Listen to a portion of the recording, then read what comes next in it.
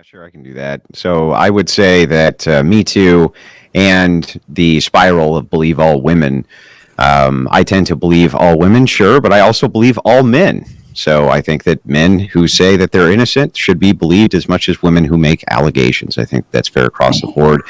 When it comes to Me Too itself, I think that the societal kind of damage which has happened from it has not been good for the relationships between men and women, especially in the workplace and external even to the workplace. The trust level has drastically gone down as men in positions of power don't seem to want to work with women very much anymore, including attractive women. I was just reading a survey about this morning.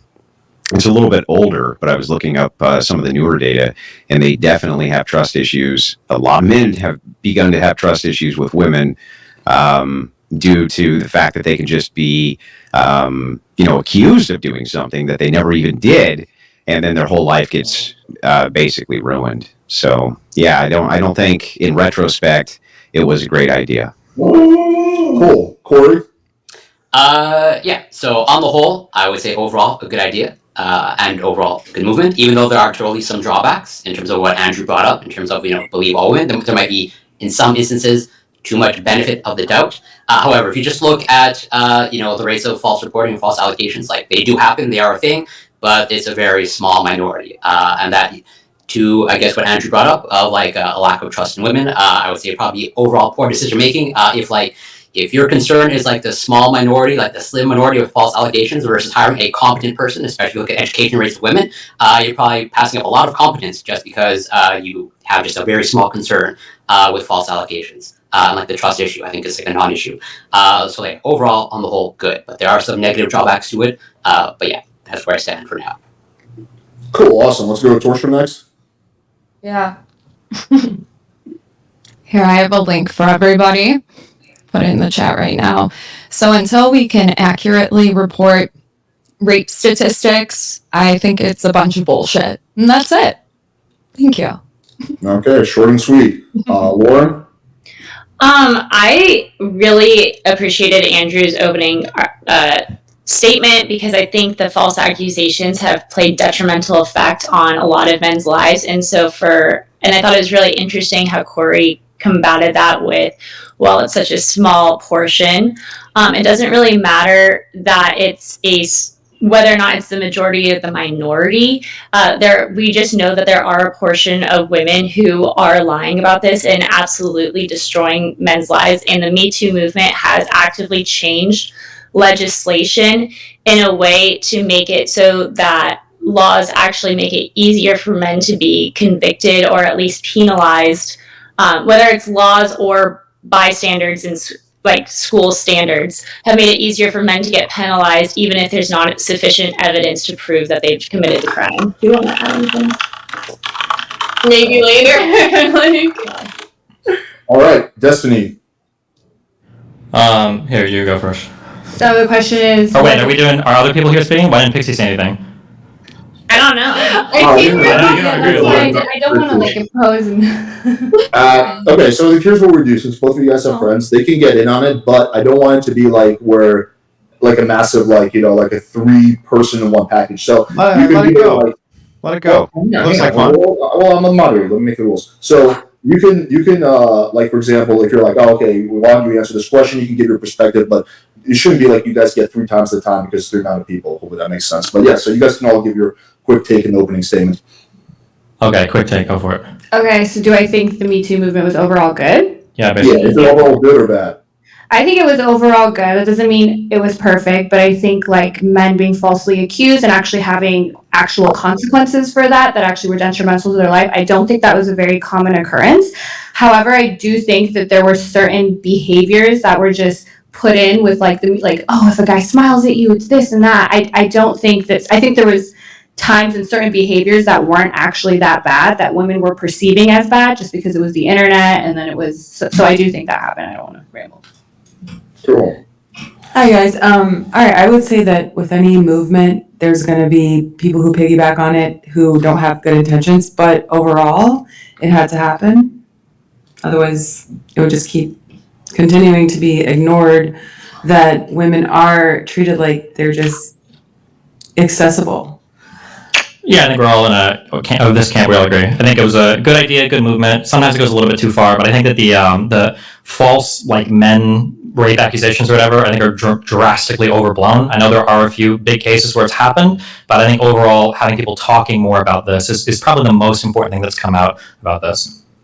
Cool. All right, we're gonna move to the open panel part. So anyone just have at it. Let the bloodbath begin. I have a question actually for Lauren, because you brought up laws were passed that allowed, let's say convictions or something as a result of insufficient evidence. So what laws were passed specifically? That's actually a really good question. So they changed the evidentiary standards in a lot of states for how women are required to testify. So you have like a Sixth Amendment constitutional right to like face your accuser, and they've changed some of the constitutionality. So for instance, in child essay cases, a lot of times children don't actually have to go up on the stand. They can do a deposition, they can talk beforehand because it's a child. And they shifted some of the laws to also affect women in the same way that they've protected children in the past. And then not just actual state laws, there's also school policies, and that's the big one for me. So for instance, like the UC policy on how to affect or how to deal with sexual assault accusations completely changed. So as soon as someone is accused of sexual assault, they believe the woman, as opposed to doing before, like, and they start the process of like removing the man from her classes and then start the penalization process. And so there are men who have been penalized before. And a lot of the UCs in other schools have walked back some of what they've done because they went too far, and then they have curtailed it somewhat when they've penalized men who have been proven to be innocent, when women later came back saying, yes, I lied because I had a boyfriend at the time, or yes, I lied. For instance, there was, do you guys remember the mattress girl? Yeah, we carried the mattress around. Yes. Okay, so like that's like a perfect example of somebody who lied and the school really supported her, and then they walked back some of how Wait, did she end up, was she lying about her story, or? I don't think so. No. Was she? She was? Okay, I'm sorry. I don't. She walked around with the mattress. I just want to clarify, because like you brought up law. So from what I gathered, what you said, when it comes to like laws, it seems like the large changes were just like use the example of children don't have to face their abuser. So women don't have to face their abuser for some states, for some instances. That's the major change that has occurred overall. No, they don't have to go on like. They don't have to face their accusers in the same way. Different evidentiary standards are lowered. So what are the evidence? So what specific certain changes? evidence? Like So for instance, like past acts are treated differently. So there's when you're trying to show past actions and evidence, a lot of the times you can't show. Just because somebody is typically, for example, just because someone's typically a bad driver, you can't use that as evidence to show that they got in a car crash on this one specific occasion. However, if you have somebody who's like constantly turning left when they're not allowed to at a red light, then you could use that as evidence that they turned left on a specific instance at that particular red light. So like there's the way that you look at evidence based off the situation. They used to exclude evidence. So like if a man was like sexually aggressive, they would tend to exclude that evidence in the past. And now they're making the statute so that they would allow more of that type of evidence to come in. If he was sexually aggressive in the past, then he might have been sexually aggressive in this instance. Wait, but Yeah, why is that a bad thing? So just like I try to explain with that car situation, just because you were a bad driver in the past doesn't mean that you like actually got in that car crash. So just because you potentially could be a sexually aggressive person, or other people have perceived you as sexually aggressive, that doesn't mean that you were sexually aggressive in that instance. However, if you have a particular like sexual aggression against a particular person and a particular situation, I think that would be more like the left turn scenario. However, Just a quick clarifying question on that. Isn't it the case that for a lot of crimes, like certain types of character evidence like that is admissible when you're trying to determine the culpability of somebody or having committed a crime? So it And depends. also So past once, behavior is like good I'm trying to predictor of future explain like the behavior. difference between like the two types of character evidence. So if you're trying to show like someone is based off their character, they committed the crime, it's only allowed in for certain situations. So like if you're like propensity, you're not allowed to show it for propensity situations. So it's actually not allowed in most crimes. However, with sexual assault, they are allowing that type of evidence in. They're allowing what type of evidence? Character evidence. So the rape, you're saying they went back on rape shield laws? Because you know, with rape shield laws, you're actually not allowed to, and this was way before Me Too, where you're not allowed to bring in any evidence of a woman's past sexual activity in a rape case to prove consent, Right. for instance. So those things have been around way before Me Too. No, I'm talking So about rape his sexual aggression. I'm talking Okay. about like evidence of his sexual aggression. His So sexual you're aggression, saying okay. there's like evidence that he, or people are like claiming that he, for example, wasn't taking into consideration a girl's like no, or was still like pushing forward. That now that's allowed in the court of law. That Right, it's, like as a character. right, exactly. So like for like you would know for what Jazz, right? Jasmine. Yeah, Jasmine. Sorry, Jasmine. So for most character evidence, it's actually not allowed to come into court for. Yeah. So like, I was trying to give a better example. I was trying to give a better example than the left turn and the bad driving example. But do you understand what I'm saying? Well, I would even take that I example. was trying to read for what the so I wasn't completely listening. I was trying to read for what changes you're saying that Me Too, like which states implemented the changes that you're talking about. And I'm seeing a lot of changes that actually are good, like the way that they would they started extending statute of limitations, throwing out NDAs. Like I think those are changes that came out of the Me Too movement that were largely good, because it is really hard to get a rape to actually get a successful rape conviction, and those are some of the barriers that were getting in the way. Better testing and for the rape kits, all of that. So I was just I think the statute of limitations is actually like a really interesting example, because when you look up, I think the reason that you have the statute of limitations in the first place is because you lose evidentiary value over evidence as time goes on when you're trying to pursue it in court, from like the time that the incident happened until the time that the court case actually occurs.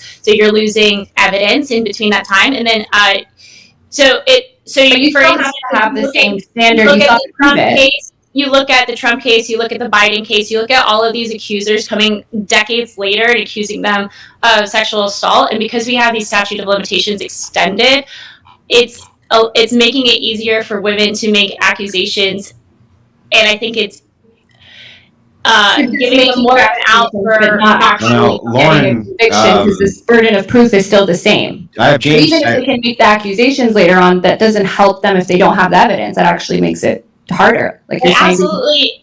If you accuse someone 20 years later with less evidence, people are going to be way more forgiving than if you accuse somebody a week later and have no evidence. Lauren, James Sexton, who's a New York divorce attorney, he's pretty high profile. He's in my chat, and he says you're full of shit, and you don't know what you're talking about. I love James Sexton. Yeah, I don't. And Are you talking about Lauren or The jury gets instructions. They can't just say, "Well, we feel like." You know, and now, sorry, I don't want to take too much Destiny's my time. No, you're good. But he'd be more like specific on what part was full of shit. Yeah, I'll ask him. James, which part was she full of shit about? I'll get back to you when he gives me an answer. Thank you. He usually does that in super chat form, which is awesome. It's nice of him. Okay. And Yeah, no, like I would say like certain things that you mentioned, like I do agree.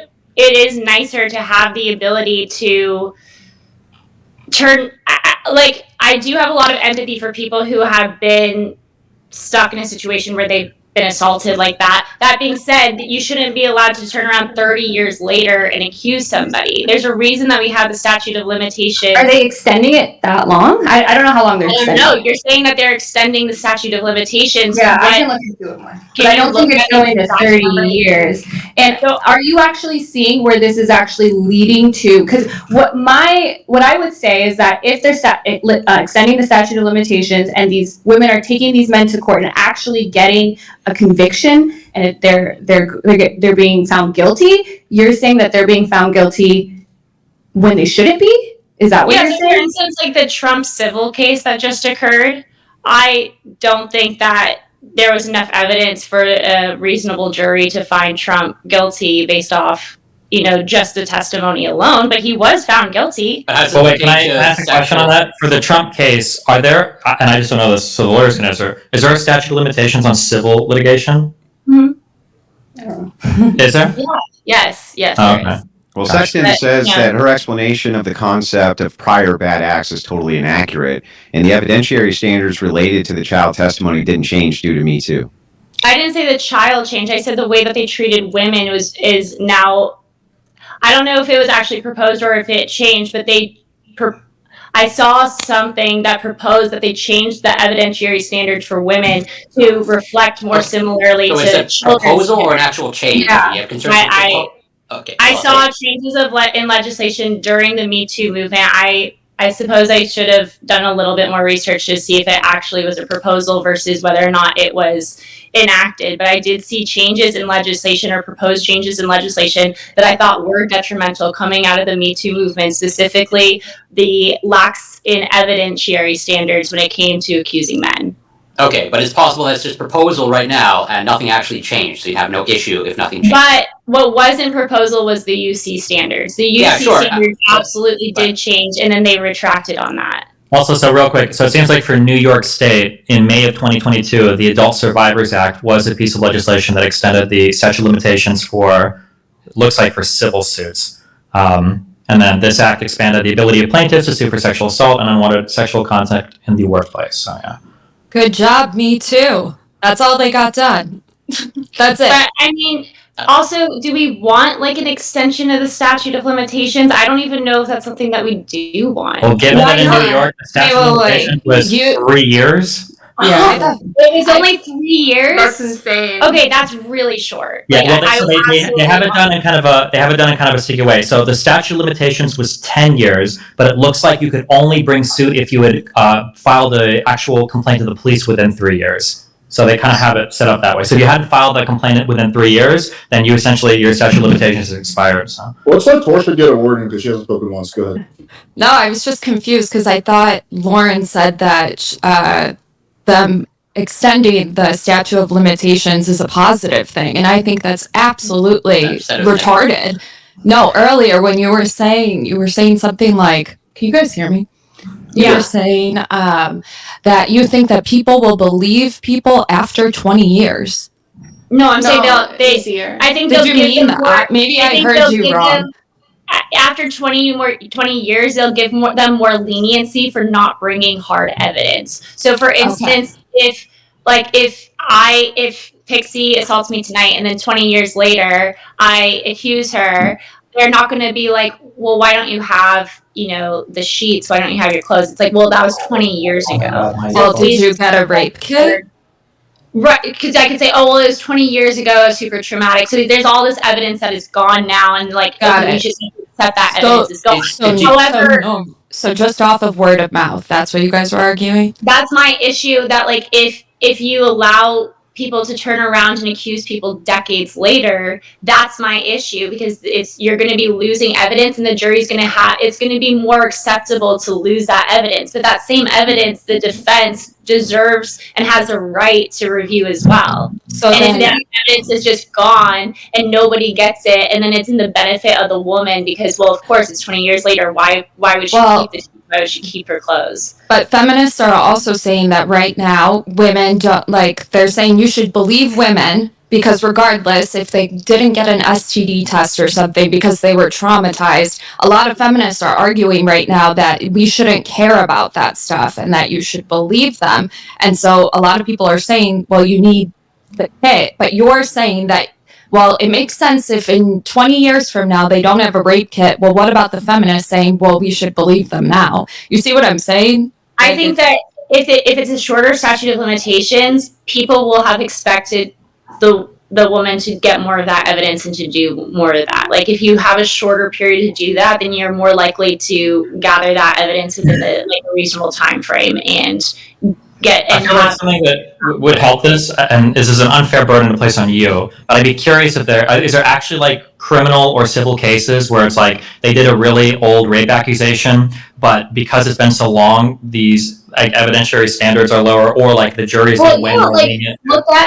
Just look at what's his face, Judge Kavanaugh, for instance. I think that's like a really clear example. She didn't have any evidence. She didn't know the house. She couldn't. Am I crazy? Did that go to court? No, I don't think so. Did that go to That court? was just I think testimony during his whatever Well, it went in front of Congress. Actual Yeah, but legal that's not- consequences for these people, or like the court Yeah, of I'm just public saying- opinion? I'm saying in legal consequences. Yeah. I could be Well, wrong. I don't think. it was almost a legal consequence to be not Wait, allowed to. that was a job- Yeah, that was it's a a job way interview. different That was thing. a sexual job interview. It's Yeah. not. It's not like you're not getting the civil penalty of financial, and you're not going to jail. Sure, but like none of these statute of have the whole limitations. position of office. It is a legal. But none of these statute of limitations have anything to do with like Kavanaugh before Congress. That's They could true. question The about statute anything of before Congress, limitations doesn't have to do with Kavanaugh. However, it's just like it's the only example that came to my head of somebody being accused decades later and people having leniency for the accuser for not having any evidence, for not having any knowledge of any of the people there, for not having knowledge of where she was when it occurred. So Wait, if he was like fully believed, like wouldn't then he not have made it to the Supreme Court presumably, or like that would have been heavily weighted against him then? well, it based off the people who were judging him, so the people judging him at the time. So the people judging him didn't really maybe fully believe the testimony. It's kind of that was super partisan. So I mean, that was why he got. Okay, well, But- so due to their partisanship, yeah, they were able to brush aside. Let's bring it back. Kavanaugh is like very not related to this. Well, I feel like the most related one is like, what was the name of the celebrity guy that just got eaten up, the ex-Scientology dude or whatever? Oh, it was Masterson. Yeah, Masterson. Yeah. Like, that was good. But like the evidence for that it seemed like it was fairly strong. Like that girl had reached out to several people right after it happened. There were text message logs of everything. Like, I don't know, That's totally different, though. But there are. I know it's different, but I'm just curious, like, something that would be really strong is, like, here's a guy, especially a criminal conviction of rape, on, like, no evidence just because it was, like, 30 years old. Like, I just haven't heard that happening. And the way that you talk about it, it sounds like it's, like, a common problem, but I don't know. It's also Yeah. probably. I mean, that's also because they just changed the statute of limitations with MeToo, right? So it's a Okay. newer issue. So we don't have decades down the future to see. Well, the true, we don't have it, but you consequences made of the claim that, like, juries were treating it differently, but now you're saying juries haven't had a chance to be confronted with it yet, which I feel like are two different claims. And I looked, I do think that people- changed it to 30 years. They're moving it. Most places are moving it from like 3 years to 5-6 years, which seems very reasonable to me. 'Cause That is reasonable. the 30 years I'm not seeing anywhere. The most was that New York you pulled it was like 20, but most of the ones I'm seeing, it's like they extended it to 6 years, 5 years. I would appreciate that. Like 3 years seems way too short. And if the Me Too movement did like it succeed in moving the statute from 3 years to 5 years, and I would say the Me Too movement had some positive impact. And I don't think that the Me Too movement was 100% negative impact. There were a lot of things that I really liked about the Me Too movement, such as giving women hope, especially a lot of women who thought they were alone in this situation, and knowing that there's so many other women like them, which is the whole point of the Me Too movement. But my main issue is that it created a major issue, a divide between the genders like we had never seen before, issues within the workplace, inability to, like... It highlighted... Hold on, before we run down all as this, in wasn't the sexual argument harassment that in the this... workplace. Yeah, wasn't this argument that the divide already existed? It was just dramatically in favor of men? Yeah, the Me Too was like encouraging people to come out like this behavior is happening, but now we stand like solidarity. We're no longer afraid to come out and call out the horrendous behavior. Yeah, that is one side of it to be. I think that it's too like it's swinging pendulum. Like I think there was absolutely the issue that you guys are pointing out, and then I think the pendulum swung completely to the opposite direction, where we have people being accused of like just the these minor microaggressions are now considered sexual harassment when they're just not. Hold on, wait, what microaggressions are you referring to? Like, are you? Because there's like a whole thing of like, oh, if you say hi to a woman now, you could get thrown in jail. This isn't happening. Where is that? Where is this? You're saying these changes occurred. So are you now seeing men in masses 30 years later being thrown in jail with no evidence? Like, I don't think it's necessarily thrown in jail, but it's absolutely in the workplace. The way that the men and women interact is absolutely different post Me Too movement, and I think that it's. What if it's better? You just say different, but different how? I think do you have any data to back that up? saying, yeah, you have less.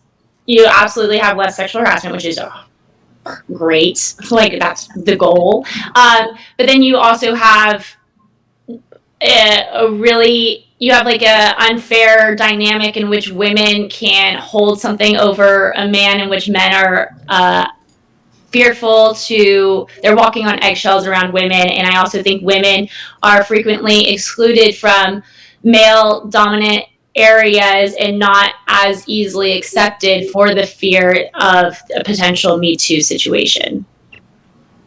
Are they, like in the corporate world, you're saying? Or like, Yeah. Okay. Like you haven't, so you're telling me you've never heard a man say, "Oh, since the Me Too movement, I don't want to work with a woman. I would never hire a No, woman." how would a guy actually say No, that? I've never heard that, unless you're looking online. I think it can happen, but it's going to be way more subtle than that. I don't think there's ever a guy like, well, since the Me Too, like that's basically you're like screaming like I'm a rapist. I've literally heard people say it, and even if people aren't saying it out loud as frequently, even if they're more subtle, it's definitely an underlying feeling that men within the workplace are feeling. I was in the corporate world for like 7 months as a practicing attorney. I still have my license, but now I do OnlyFans. And the things you would hear more are like men who would be like, "Oh, I really like your outfit," and maybe would be like, "I hope that doesn't make you uncomfortable," because they're afraid that it'll come off as, and you see that, but I don't see them excluding women, not wanting to work with women. I don't see that, especially among like in your past 7 months of working. Like, I understand, I'm but sorry, I'm saying like, where are you seeing it? Who's telling you? Are you working in a corporate? I have absolutely worked in corporate America before, and I've worked in law firms. So since Me Too, and you've noticed in your job in the corporate world that you're working, I don't know what you do. Yeah, and absolutely. Noticing that men are not hanging out with women anymore, and they're just, I don't know, maybe. Well, I've absolutely had conversations in the workplace with men where people feel like they're walking on eggshells, where they feel less comfortable with their female counterparts, where they, maybe they're just annoying. Or maybe like, not to sound like a simp, but like if I heard a guy say that like, "Oh, I feel like I'm walking on eggshells after Me Too," I would just assume that guy is like a rapist. That's the weirdest thing in the world. That's an insane thing to say. Yeah. Now, I think there are more particular worries. So this is wait. Why is that an insane thing to say? Because if you're worried about being perceived as a rapist, you probably have like a lot of behaviors or ways that you engage with women that make you come off as like a rapist. Worrying about how you're perceived has nothing to do with the fact that you would. It's not entailed that you would engage in behavior because you're worried about being perceived. I'm sorry, but your perceptions absolutely entail the way that you act in reality. No, it doesn't. There's no entailment whatsoever that if you're worried about being perceived a certain way that you are, that's because you're going to act that way. Somehow, I'm not surprised that you would be the one to argue against this point. Well, give me an argument back.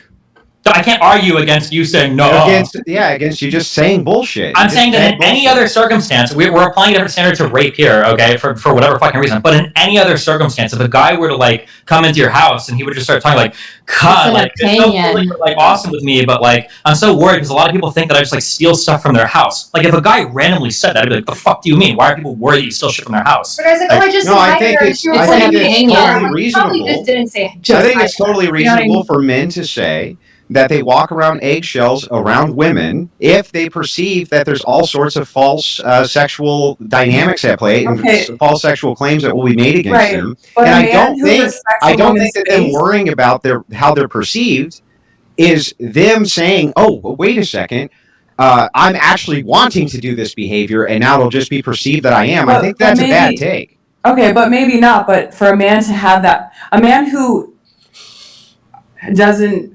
disrespect a woman's space in the first place and knows how to behave around women in a respectful manner wouldn't be afraid because he knows how he is acting in his work environment. What are you talking about? There's usually something that happened for there to be consequences, at least. So when a guy says, "Oh, I just said hi to her and they reported me to HR," that I don't think that's the story. Do you guys hang out with like the elderly generation ever? And like, have you ever noticed? And it's just like part of their generation. They tend to be sexual harassers. They're just like they tend to be bigots as they're well. a little cutesy. There's a little bit, and then we look at them and we're like, "Oh, how inappropriate and how wrong," and like, yeah, but we can't like. It's become such an extreme. We can say maybe we could recognize in society that some of the mannerisms that were tolerated decades ago shouldn't be tolerated anymore, but it shouldn't go to such an extreme where we're penalizing people for basically flirting. Like Who's being penalized though? Is it just are they actually being penalized, or do they feel like they're going to be penalized? No, people are absolutely being penalized. I don't know what unjustly being penalized, or I've spoken to several men who I feel have been unjustly penalized for. In what ways? A woman accused them of sexual harassment. A woman has accused them of rape. Did you speak to the women? Did you get the other side of the story? Yeah, did you get the other side? Let's talk to the men. Well, for one of the cases, like the case where the guy was accused of rape, it was a UC case and it was overturned in his favor. However, he was already expelled from the school at that time, even though they found that she had actually lied, and she was eventually expelled from the school as well. But at that, he played for their football team, and because he was expelled, he couldn't go back on the football team. There's no point for him to go. So he lost everything. He was heading to the NFL. He lost his ability to go to college. Those are going to be less likely than the other side than the latter. That women who actually. Yeah, I worked in corporate. I was an accountant for 17 years, and there's so much sexual harassment in the workplace. Yeah, so much. Yeah. So would you say it's still a net negative because a few men, and so we're seeing legally that statute of limitations being sentenced to 5-7 years is reasonable. The workplace, I don't know in what ways they're being actually penalized and their jobs are being affected. And then in the school, you're giving us a few cases where, I think you could argue the pendulum swing too much. But in general, if we're looking at the overall question of was it a net positive, you're also saying, I also got rid of a bunch of sexual harassment and a bunch of women who couldn't. There are some benefits. There are benefits, but it's hard. There are benefits to the MeToo. However, there are negatives to the MeToo. And I think if I look at the overall picture of MeToo, I would say it's a net negative. Based off the way that men and women relate with each other, I think men are scared to flirt with women. I think it's made dating. Hold on, wait, real quick. I don't feel like men are scared to flirt with women. I think that what's scary is if you're too autistic to realize if your flirtatious advances are welcome or if they're inappropriate or not. I think that those are the issues a lot of people are running into. I agree with that older generation thing. I don't know if it applies to anybody in this call or these two ladies, but every single girl or woman that I've talked to that's worked in corporate, any kind of corporate environment, any kind of even engineering environment, has stories about the guy passing behind you that puts a hand on your lower back. All of these really weird, subtle, gaslighty, disgusting fucking behaviors and men can say, and this is why I don't like this excuse, men are confused, men don't know what's wrong. That's bullshit. If I did that to fucking Myron, he would kill me instantly. Men know exactly where the boundaries are, okay? They know exactly where the boundaries are because we know when we engage with each other what's acceptable and what's not acceptable. But for some reason, women are okay to, I don't like maybe it sounds soy as fuck, but yeah, go ahead. Are you not being flirted with anymore? Yeah, but it's heavy risk. What would be risk is the problem. So if we're looking at this objectively, if you have men who have something to lose, right, it's very high risk for them under the pretense that there could be false allegations. Why take the risk? If you can hire a man for the same position and there's no risk, why wouldn't you do that? That seems logical and reasonable to me. And yet the employment trends don't reflect that anywhere in the United States. Well, wait a second. 45% of men ages 18 to 25 or 18 to 30 haven't even approached a girl this year in person. So that alone. Do you think it's because of the Me Too thing? Or just because they're glued to TikTok on their phones? I'm saying there's I do find it ironic. Sorry, I didn't mean to cut you off. No, go ahead. I do find it ironic that, Destiny, you called these people autistic. It's first of all, we have a rise in autism, and that is compounding the difficulty in the dating relationships between men and women. And then you compound that with this other issue of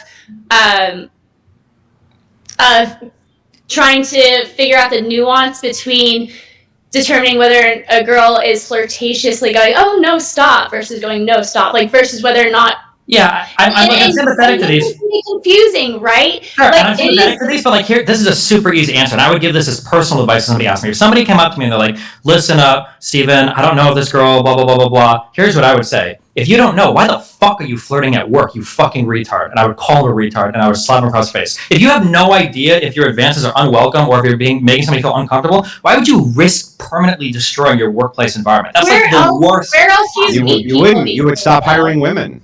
And then Where And else so far, Andrew, that has not happened anywhere yet, and it's not Yeah, going to no, happen. well, anywhere. listen, the employment trends that you're talking about, it has happened. There are surveys on this, and many men have said that they don't feel as comfortable hiring women as they did before, and they have been moving away from that steadily, especially in higher positions. There is data to reflect that. You're full of shit. Okay, I'd be curious in seeing surveys you are link it. different. Like, Yeah, surveys are different than actual employment numbers. Like, you can get all the men to profess that they're not going to hire women, but actually show me some employment statistics that shows a drop of like higher level management positions that there's What no about the- desire for women. What about the rape statistics? Those are all polls and surveys. Are those not valid?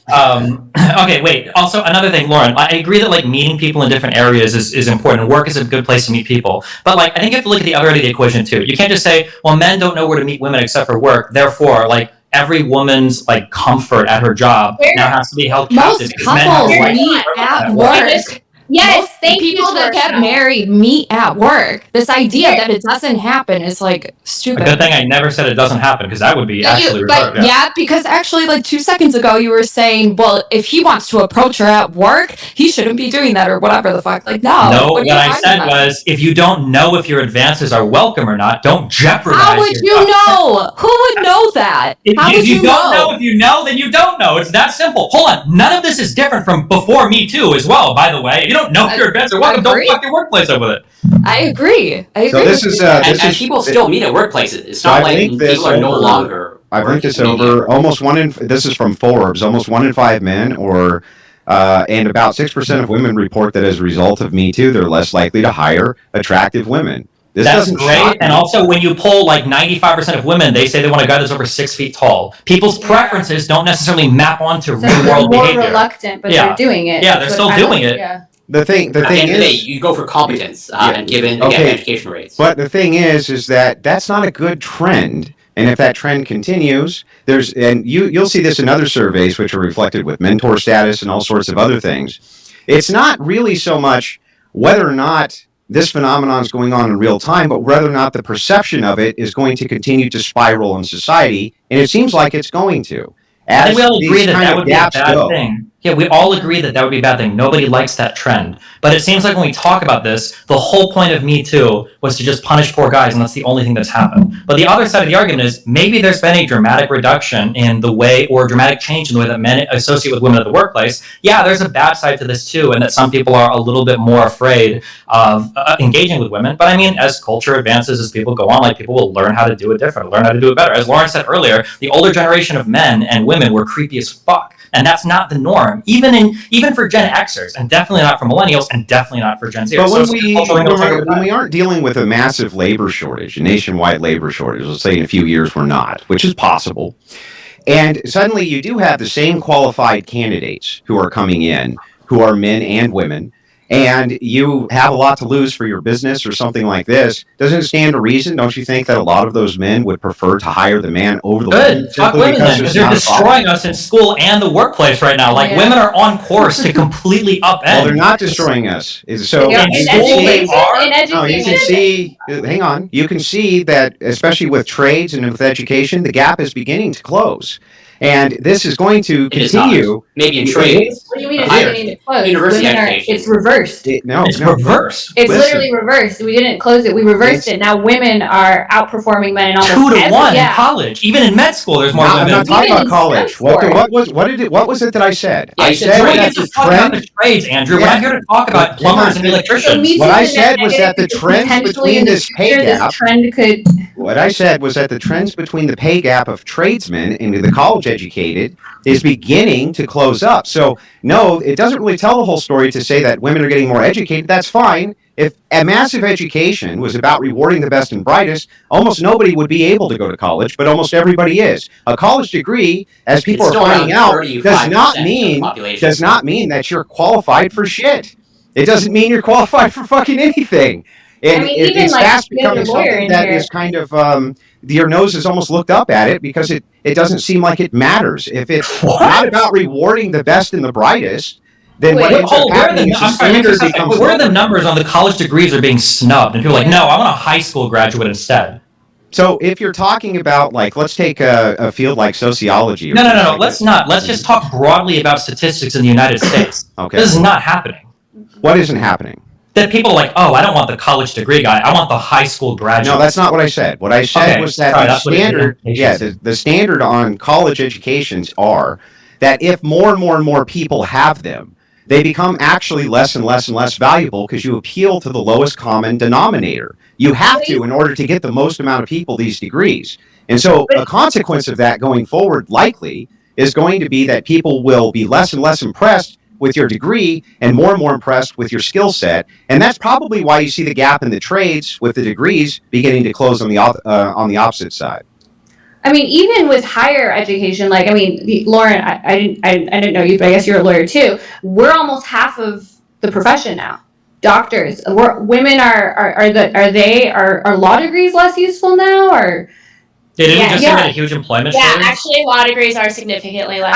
I get what you're saying, but the fact that women, it's not like our LSAT scores are lower than men's. We're getting into the same schools they are on merit, and we're doing well.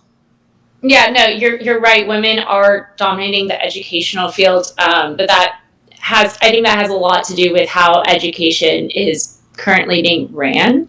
And I think To that's be more specific. and I think that's going to go into our next debate about why men are actually currently struggling with more oppression than women. Yeah, so I actually agree with you somewhat on that point that women are dominating the education field, but I don't.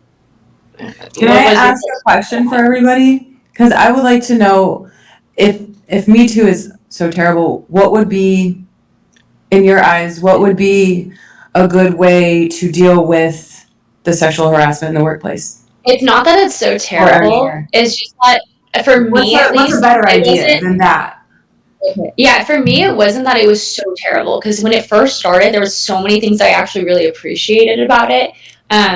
Like a lot of things, like it really meant a lot to me. But then it got out of hand, and I think it ended up hurting our culture more than it ended up helping it. Even if it did have some successes, such as more conversations about sexual assault, changing some of our standards in the workplace and changing some of the statutes to 3 to 6 years. Those things are great. However, I think the way that men and women communicate with each other now are has been strained. I'm sorry, the relationships between men and women has absolutely been strained from the Me Too movement, and pretending like that's not true, it seems quite silly to me.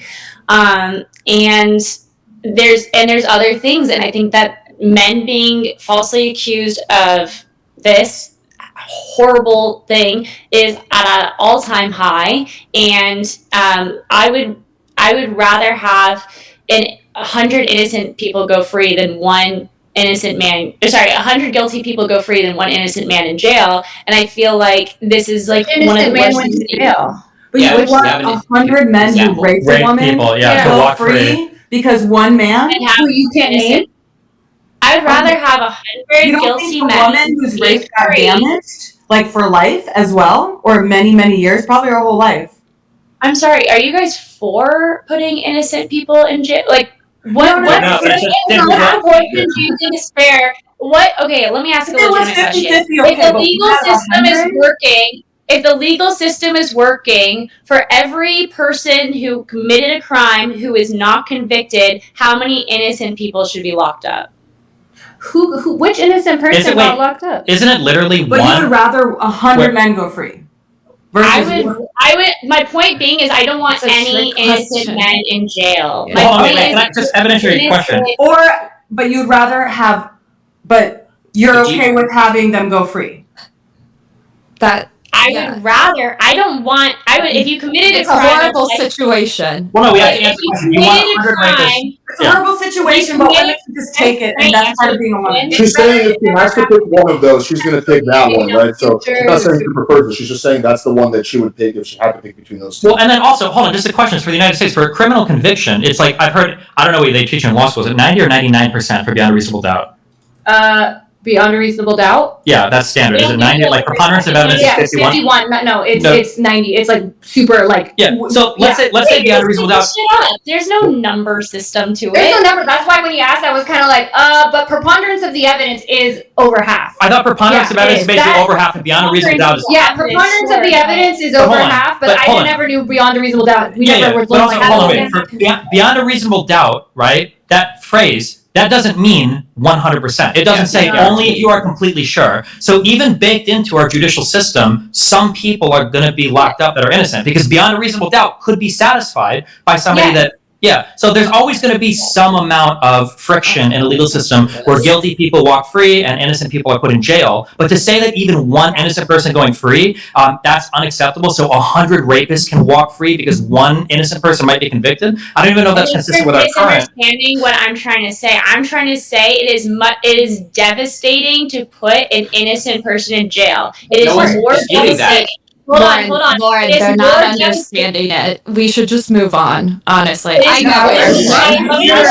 What about 1,000 rapists versus one? Like, no, it's not a matter. It's not a matter of number. It's not saying that the 100 people will do X, Y, Z. It's literally saying that in America, our system is so good that when you have an innocent person go to jail, that's a really, really bad thing because to get them exonerated is probably not going to happen. It's also a really bad thing when a crime has been committed and the person goes free. It sucks, but what do you think is but what do you think is worse? Having a jury convict somebody who's innocent into jail for the rest of their life, or somebody who commits a crime? Hold on, wait. You can't even answer that. I'm telling you. I'm telling you. It's a moral thing. Yes. No, the moral thing, you're absolutely dead fucking wrong. What's worse, that you put an innocent man in jail or you let a guilty serial killer walk free and kill 5 more people? Because that's 5 innocent lives destroyed instead of the 1 innocent person going to jail. Your whole hypothetical is completely fucking absurd. Wait. You're teaching men that you can keep doing this. Like, no, oh my God. This is like the trolley dilemma, is what we're saying. No, it's not. No, it's not at all. It's definitely not the trolley dilemma. No, my God, there's never a right thing, is what I'm trying to say. But most, it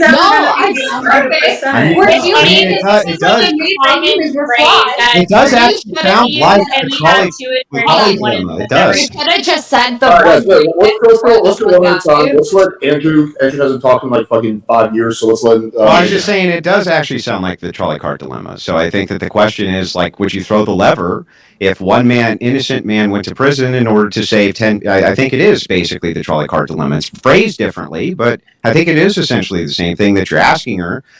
So the answer to this question from you, Destiny, is what for this particular dilemma? I think that our criminal standards of beyond a reasonable doubt are adequate in the United States. I think I like the way that our legal system functions, but it's dishonest to ever use the phrase, I don't want an innocent man to ever go to jail, because if that's your position, you are at ends with the current U.S. legal system as criminal convictions work.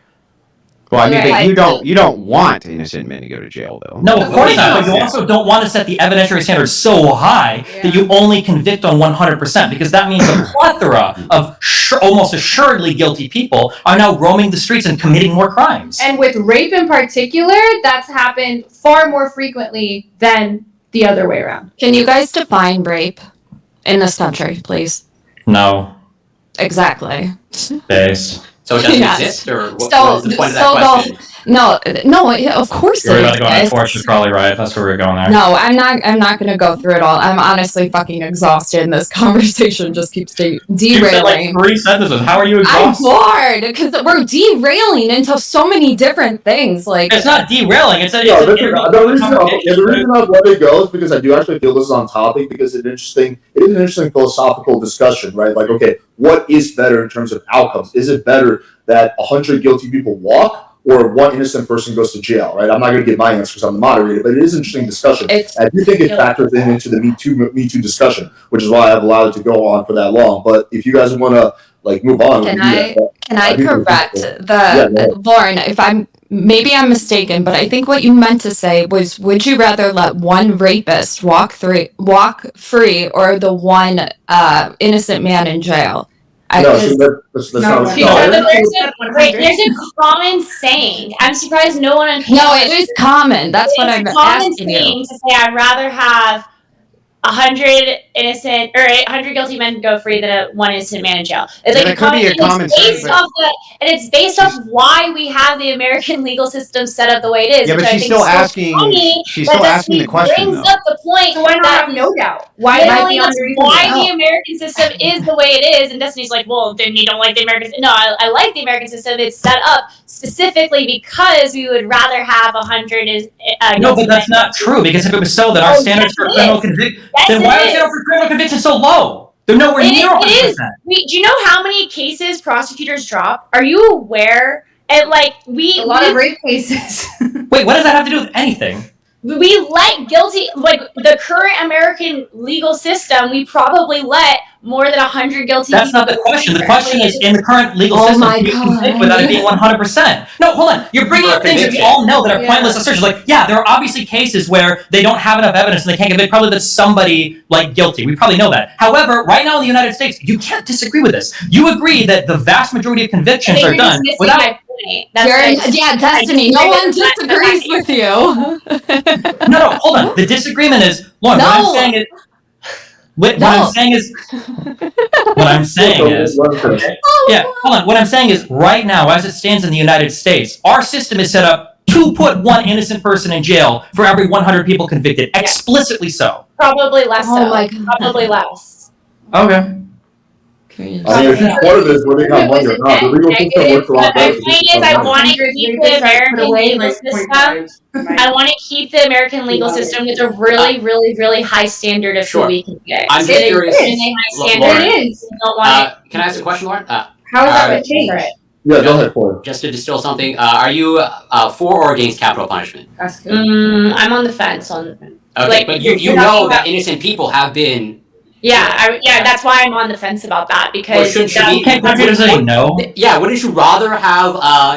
How does that? Yeah, that's a difficult circle I don't to believe in square. capital punishment. Yeah, no, I understand that. So I want as to err on the side of innocence, but capital punishment, I'm okay with executing a few innocent that's people why I'm here on and the there. fence with it, and You should I be clearly think off the recently- fence and against well, no, capital Corey. punishment. Can I finish Wait a my second. answer? Wait a second. That Recently, doesn't make I any have been sense. leaning Her your position direction follows. Wait, hang on, guys. One at a time. Let's let Lauren Yeah. finish, then we'll go to Andrew. Go ahead.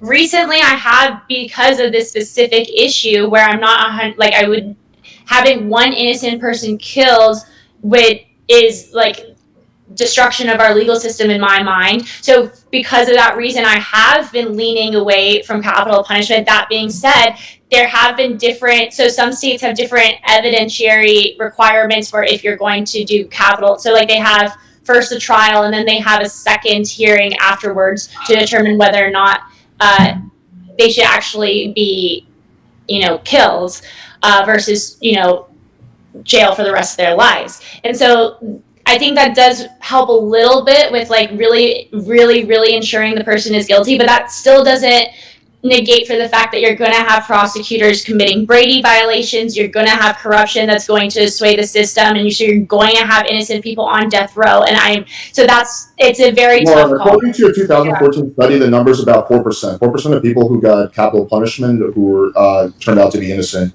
According to later That's terrible. DNA evidence. Yeah, I know it's a shame. But anyway, let's go to Andrew next. Yeah, I was just saying, no, her position would actually be consistent, Corey. I don't understand why you said she couldn't hold it. It's not a dual position. She's saying she wants the evidence to be extremely high when it comes to these cases in court. She would still want the evidence to be high in a capital punishment case. She's aware that there's going to be some innocent people who are killed via capital punishment, just like she's aware some innocent people will be locked up in prison, but she still wants the evidence to be high. There's no inconsistency there. But there's also no disagreement. We all want the evidence to be high. Do you have examples of it not being high now and people actually being thrown in jail or executed more so because of MeToo? Like, I'm trying to put us back on track. MeToo doesn't obviously affect capital because MeToo is No, I know, but that was just I'm trying to put us back on track because you were saying that it's a net negative, and that's because maybe even though we're putting 100 I rapists didn't away, bring up the capital punishment argument. I'm not talking about capital punishment. I'm saying that you're saying that it's a net negative. Okay. Because why? I'm just trying to get us. So I gave my points already. I think it has harmed the relationship between men and women in many areas, including dating, including the workplace, and also I think the workplace is one of the few areas left in which people even really hang out anymore. We don't really have like soda shops. We don't really have like places of meetings anymore other than the internet, bars, and work. So it's very difficult. This is all just your anecdotes that you feel. Like Where, and and that's what my question was, like, what would be an alternative to Me Too so that, what would be an alternative? It's not that, like, I think that people went into Me Too with bad intentions, or that a lot of the people that engaged in Me Too were doing the wrong thing. So it's not like there's one thing that you could do, and instead of the Me Too, there's like an alternative option. It's just that I think with the Me Too movement, there have been a lot of negative repercussions that we didn't anticipate that came along with maybe some of the benefits, including changing the statutes from 3 to 6 years. I think that is a benefit. Changing it to 20 years, I don't know if that's a benefit. And so I just think overall, the net negatives include the social interactions between men and women, the easier to get men in trouble at work, at school, and I think that definitely attempted to trickle into legislation. I don't have any specific statutes in front of me that I could point to, and Let's also let Andrew and Torshaa answer that question because it's an interesting question. So basically, I'll just repeat it. What should be the alternative against the Me Too movement? Like, obviously, you guys don't like that movement, so what would be your alternative in an ideal world? I don't have solutions. I just think there's some things that need to be fixed. It's a multifaceted problem. Well, it is. It's a lot more nuanced than, well, what's a better idea? I don't know. Probably starting with how to define rape because it's changed since the 70s. Probably getting statistics right. I mean, U.S. was rated the most dangerous place for women because of the rape statistics. I find that to be shocking. Wait, who So rated the U.S. as the most dangerous place for women? Reuters did, which is, and so, no, this is, I swear to God, and I heard actually a feminist talking about it. They call her. Are you sure this isn't like of OECD No, I swear to countries or of the G7 or whatever? Like, no, here, I took notes on it. Let me grab it. Fuck, what's her name? In I also think we can all agree on 2018. the definition of rape. Rape is putting your penis inside of a girl without her permission. There we go. for rape. So the rape statistics, though, include things like intent. Did they try and stop? That's included, and that's absurd. Like, they stopped. They didn't rape. It's like, well, yes, this is, and I don't know why, like, I Yeah. don't want to go Oh, too that's much. a perfect example, Torshaa, of how like the statutes have changed. Like, that's a perfect example of how. Well, it's have the changed. CDC and the way that we report it. We have one group, the Justice Bureau or whatever. Who's the one? And they're the ones that do like the actual criminal stuff. Like, they have the evidence, all that shit. Then you got the other ones who are just coming up with surveys. And there was a lot of discrepancy in like 2013 about it, and it hasn't changed about how they ask the questions, and that there's a lot more false positives than there are positives. Aside from that, pushing the Me Too movement, in my opinion, like influences women to think that certain instances, I don't want to say regret sex because that's kind of undermining other victims, but I think when you have a big collective group of people saying this is actually rape, this is rape, but none of it's following suit with the definitions, it's problematic as fuck. Because I know if men did the same thing, people would be pissed. They changed the definition of consent as well, right? So they not only changed in the statute, and that affects the statute. So if you change the definition of rape and you change the I'm a definition of degenerate. consent, I don't know the statutes. So what behavior is now considered rape and actually leading to legal consequences that weren't before that you think are unjust? So I think that is absolutely absurd that if a guy is going to have sex with a girl or something, then she says no and he stops, and that can be included in rape. I think that's wrong. And Wouldn't you statute agree? was changed? What state? I don't, guys. I don't know statutes. I don't know. Yeah, Lauren brought up here's the an statute example. thing. I have an example. So When I'm if talking about statistics, I'm talking about surveys, or I'm talking about women who report to the police, not necessarily charge the guy, though, because you don't have to. That's something Guys, that also just a 5-minute warning for this topic before we move on to the next one. So just want to give you guys that. Okay, go ahead. another example of the change in definition is like with consent. So it used to be wait. Who's changing it? What are the statutes? I think because you're just like saying that these are changing. where I saw this occur was like the UC campuses. Okay, so this is a legal thing, right? This is just like school policy. It does trickle into legal things. They absolutely file cases. The UC absolutely files cases on behalf, and they start the case process based on whether or not it's gone through like the UC process. So Wait, hold on, the you just actual said statutes changed to include behavior that was not considered rape before, that is considered rape now. Whereas Nothing has changed. Hold on, Since hold on. Me Too, nothing has changed. that's not true. So like with consent, so I think, and I really consent, wish I had like the statutes, but certain places have changed. So it used to be that consent was if like you got some passive yes. So like if you ask like you want to hook up, or you show insinuation of trying to hook up, and she appears to be enjoying Hold on, it. we've all heard. Tell me Well, now you need active consent. You need No, wait, we've all heard these. We've all heard the stories before of like consent has changed, but if we're making a legal argument, what is it? Because the argument that you're making that like, well, the schools will bring charges or go to the police or whatever. My understanding would be like a DA would say like, oh, well, you guys changed your define consent. There's no criminal case here, unless like an actual legal like statute or code or legislation. But you know how important that wording is in statute. So if that changed, I want to know the wording, and I want to know how it was changed to change consent legally. I literally just explained how the wording was changed. So it was changed from Where? You don't have an example though? I just said it was at universities, and I believe certain state statutes. Yeah, so I believe certain state statutes also have changed alongside the UC campus. UC, I know for sure. But Cool. Is consent even like a? Is that like a legal? Did California affects men?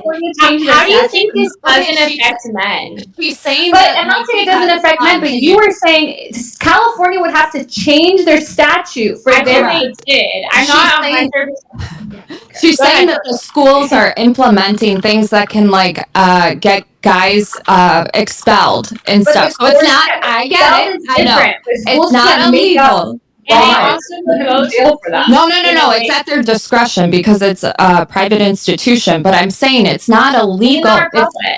It's up to the schools. The schools can expel if they think this is XYZ. It doesn't have to be criminalized. Whatever the fuck. Sorry. Guys, real quick, I want to also let sorry, what's her name? The girl in the middle. Lana. Lana. Okay, I want to let Andrew answer Lana's question before we move on.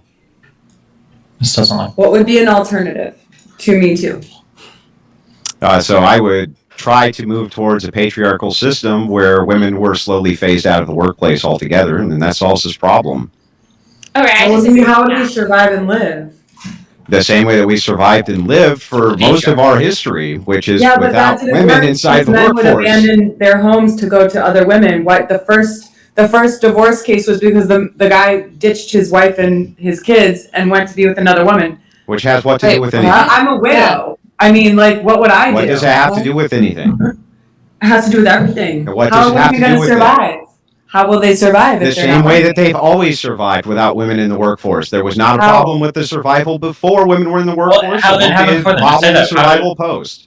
Women are enabled to be in the workforce only through the usage of technology. If you look Wait, at wait, don't do this diatribe. Answer the question. How would a woman, let's say a woman gets widowed, how does she survive? She would probably remarry.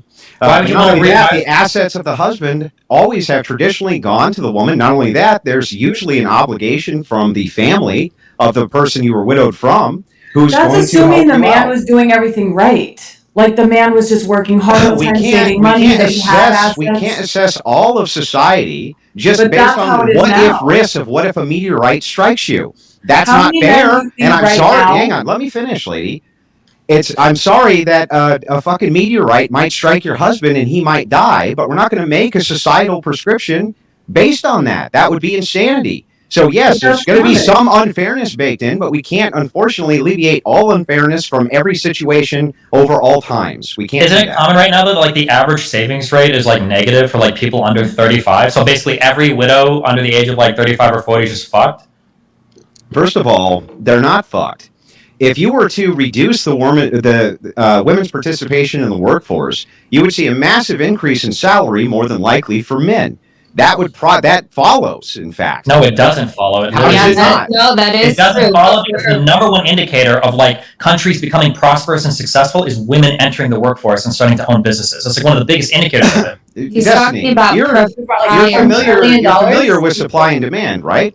If you have less workers, do you have more of a supply of workers or less? You of a understand that when you go to high school, like I just answered yours. no, I'll answer your question. Then The just say supply yes. and demand X graph is an incredibly crude and simplistic way to analyze markets. Yes, of course, if you remove all the women from the workforce, the men will get higher wages. Then why However, the fuck did you've you also just got argue a they wouldn't?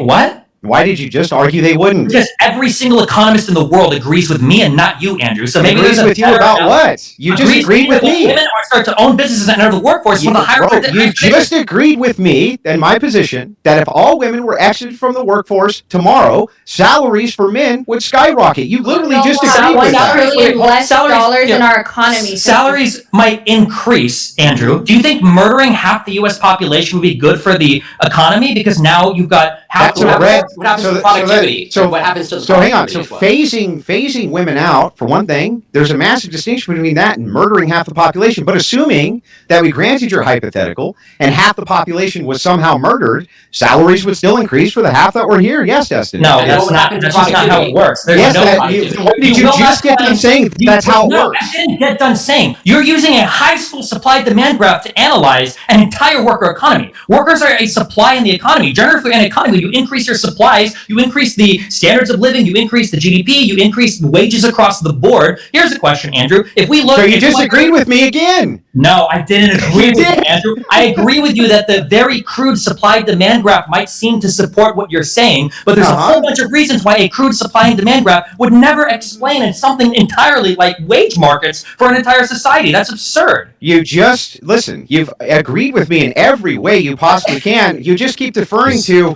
but there's other complexities which might come in. Okay, fair enough. There might be some other complexities that come in, but men's salaries, if women exited the workforce tomorrow, would increase drastically. There's no way around that. And then they would decrease. Yes, your consumer base would fall, your overall level of wealth would fall, your overall, like, everything. Why would your consumer base fall? Women entering the workforce has brought so much money to the economy when you compare it to like if women were never that those changes never happened. So the economy has 100% been benefited by women entering the workforce. Hold on. No, wait. This isn't even up for debate. I'm Yeah, sorry. it's not. Where are It's all of not. these? I'm sorry. Answer this. Where are all of these hyper-competitive countries that don't let women in the workforce because they want to be more competitive on the world stage? Can you name like one? You mean nations which are in the West? They're all egalitarian, and so they've all pushed for this. However, we can. Yeah, and I'm answering your question. You're not answering. We can look at the markers before women entered in the workplace, and we were very prosperous. First of all, I no, think we're that's not. a Number decent one. Yes, we were. We were No, very I'm asking you, prosperous. where are the countries that are outcompeting everybody else because they're like, we're not going to let our women enter the workforce because it's better for our country? Give me one. But so for Okay, instance, like China, again, you're Wait, Lauren, making. Andrew answer, and then we'll go to you. Go ahead. Listen, there's a distinction to be made here. You're not That going to even answer. You if don't I have an answer. can't. No, you're rambling. So Where's I'm Lauren? telling you, What was your telling you answer? the truth. You're not, you Right have no now, answer. right now, We're current adding trillions. in existence in the West. No, I couldn't point to one because of egalitarianism. But I can still use a historic marker to show that those same nations, before women entered the workforce in mass, were quite prosperous. Sorry. I think it's That like doesn't a answer his decent question point, still. but it's How did it's a that not decent answer your point. question? Because he asked you for an example of a country today that exists today. All Western nations were I'm prosperous trying to even compare, before like, women like, entered the can't go back workforce. in All time. of them. You're giving me the argument that like women entering the workforce is like in like I don't know, has made it so reality TV has appeared. You're just correlating two things that aren't necessarily related to each other. The way that you would study this in econ is you wouldn't go, what was it like 500 years ago, and now let's compare it today. You would compare one country to other countries, and you In would say, econ, you wouldn't look at the historic standards. I think you would. no, you would never look. No, you don't look at. That's why when you do You any don't look at econ historic standards.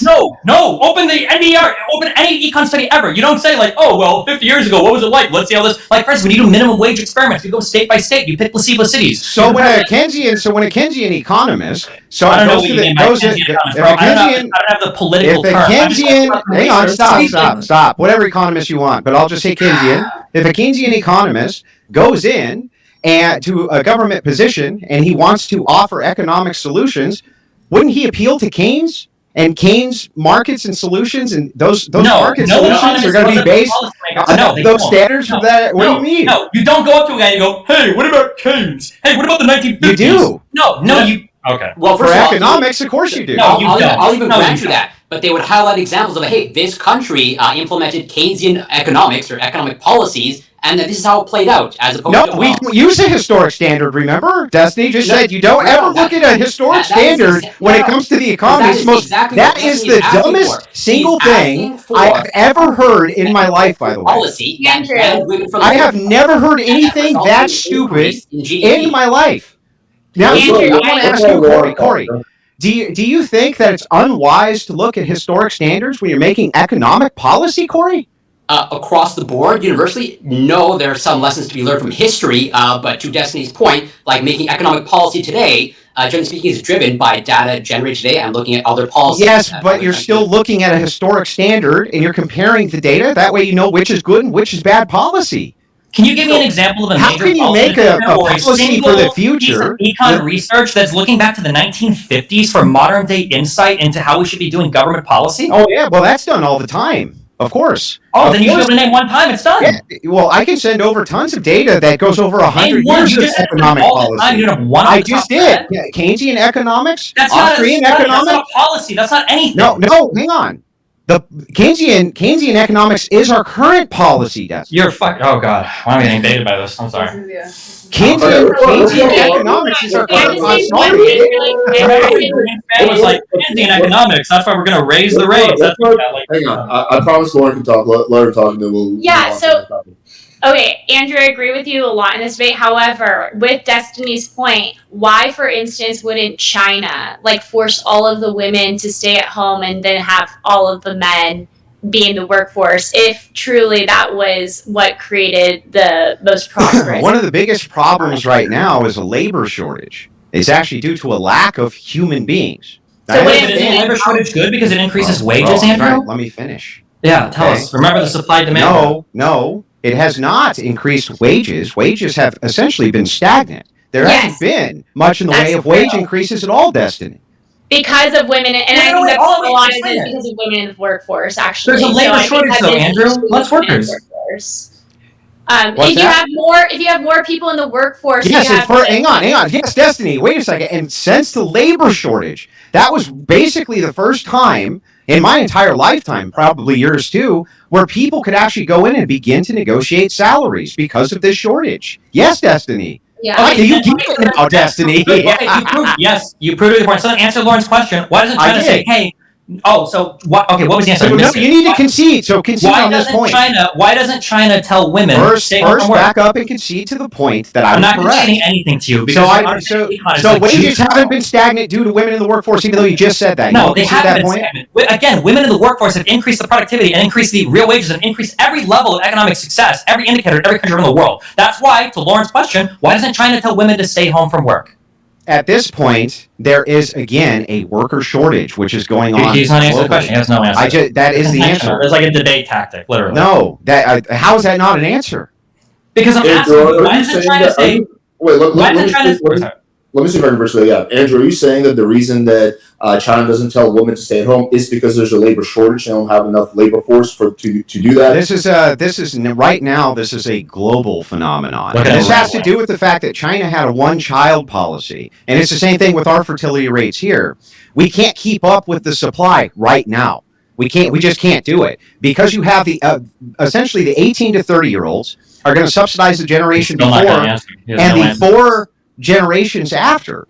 And so you need this pool, but we're now entering into this section where you have this pool, which subsidizes all these generations, is so small that you have a huge labor shortage period across the board. If we had That's this labor, what why was getting rid of women from labor? Hang on. I'm going to bridge the gap. I'll rephrase the question because I do see your point. Well, what about if we take a country like India, right? They have insane amounts of people being born. Why would they, like, following Destiny's logic, why would they not just exclude women from Lauren's the workforce? logic. Thank you very much. Well, Lauren's logic. I mean, India's caste system does often exclude women, and some of the Muslim nations God. often do exclude women. So I don't know what you're talking about. In this case, we're talking about a Western phenomenon. We have entered into a labor shortage China is the West. because of Japan I'm talking is the about West. I'm Korea is the giving West. you I'm Wait, giving you yes, let him answer. and by the way, yes, South Korea is completely westernized, 100%. Do you disagree, Destiny? I don't know what your definition of westernized is. They listen to they're basically a U.S. port at this point. I don't know what that means, but okay. Okay, they're basically, I mean, we run South Korea. South Korea is a massive American port. Our culture has definitely, since the Korean War, reframed South Korea. It's basically, it might as well just be like an extension of an American state at this point. Andrew's right about that, but let's let him answer the initial No, I question. want Destiny to answer to this. Would you agree that that's true? I'm not answering it until you answer the China question. You haven't answered it. You're not going just to. said, you just made a claim. You said, what about South Korea? Is that the West? You're kind of. Away. I made this claim because you said only Western countries do this, but countries around the world. No, I'm not saying just the West. I was just giving you a then question. I'll ask the question more times so the audience can hear you evade it. If you said that removing women from the workplace was good, why doesn't China just order it to happen? Because it would be good for the country. Well, like I said, at the moment, China is dealing with a problem which happened from their one-child policy. They're dealing with a labor shortage as well because this key demographic that they rely on. All right. How is this not an answer? No, Because you're saying there's a labor shortage, so they're not going to get... What? He's answering the question. No, hold on, Alex. He's not. He's saying there's a labor shortage, so they don't want to get women off of the workplace. What do you think would happen in the United States if we axed 50% of our workforce, but our unemployment is like 3.25%? I didn't say that you should axe it tomorrow. No, I had a plan to gradually phase women out so that women were more comfortable staying at home than in work. And so this way we could try to get our population back up because gotcha. Well, when you've moved off of day one supply and demand graphs, go look up like the lump of labor fallacy, or literally any other type of reading you can do in econ to show how stupid this point is. What is the lump of labor fallacy? The idea that there's like a fixed amount of work in the economy, and if we have too many people working, we're going to run out of work for everybody to do. Andrew, that's not true. I'm pretty sure there's literally a famous quote where it's like 95% of stupid econ ideas start with this idea that there's a limited amount of goods and services for everybody available. It's not true. 1 minute warning. I've let this run way long because it's entertaining. I'll give you guys another minute to duel it out, and then we'll move on to the next topic. Anyway, yes, there's obviously an application to historical standards from economists. Of course there would be. Why wouldn't there be? Even if they're just looking at data from 5 or 10 years ago, that would still be them looking at historic data to make modern prescriptions for the economy. Not only that, they often go back and look at different policies with different populations which worked and work off of that, which is why legislative bodies often reintroduce policies that, at one time were introduced and taken away for whatever reason, because there's an ebb and flow. So I don't really even understand this. As far as the labor shortage, yes, we had lockdowns, people getting out of work, plus China's one-child policy. Here our fertility rate hasn't kept up. We have a key demographic which we need to get up in the worst possible way. It's pretty simple. I'll let Destiny respond, and then we'll move on to the next topic. I don't even know how to. I don't know how to. He's not even wrong. Like, that's how juvenile the understanding is. Like, when you start to throw like supply demand, like crude graphs to try to explain, like, well, this is how labor markets work. I brought up the lump of labor fallacy. There's a broken window fallacy. The idea, well, if you break windows, now everybody's working and repairing stuff. It's not even based on like a bad understanding of econ. It's just like a total lack of understanding of econ. I don't know how to argue with somebody that legitimately is saying that if we remove all women from the workplace, it's going to be good because there's going to be the supply of labor is going to go down, so the demand for male jobs is going to go up, without acknowledging the 50 million negative external knock-on effects that will cause. That's why Andrew will never be able to answer the question of what are the successful countries that prohibit women from entering the workplace. And that's why one of the key paths for every country to become economically prosperous is usually women entering the workforce. That's just been a trend of the entire world. But Okay. Let's move on to the next topic. I want to give everyone like 30 seconds to just give their closing thoughts on this. Usually I give longer, but we're running late on that one. So if anyone has any closing words, let's start off with you, Corey, because we haven't heard from you in a while. We'll just go in that order. So 30 seconds closing thoughts on this topic. Overall, I wasn't really swayed by the arguments. I still think there are definitely some downsides to the MeToo movement, but overall, on the whole, a good. And that, when I asked for like specific like policies that were implemented, it seems like they just refer back to policies at university. So nothing's really changed in the world at large on the policy level. So I don't think all the negative claims have just been over exaggerated. Is that the economy? Hang on, we're just doing closing themes, right? Torshaa? I agree. Oh, now it's loud. I wasn't really convinced on the other side though. I still think in order to address this issue, we have to get firm on statistics and really know where to pay attention. I don't know. Okay, Lauren. Thank you. Yeah, I think that a lot of really good points were made, especially about like from the other side about the benefits of Me Too. But I think maybe I was not aware of some of the benefits that I was enlightened to today. But that doesn't change my overall feeling that the overall effect of Me Too has been detrimental to the relationships between men and women in most spaces, especially workplaces and school. And however, yeah, I'll give a lot of credit to my opponents for pointing out some good things, such as like the change in statute of limitations to 3 All right, cool. Destiny and Gang.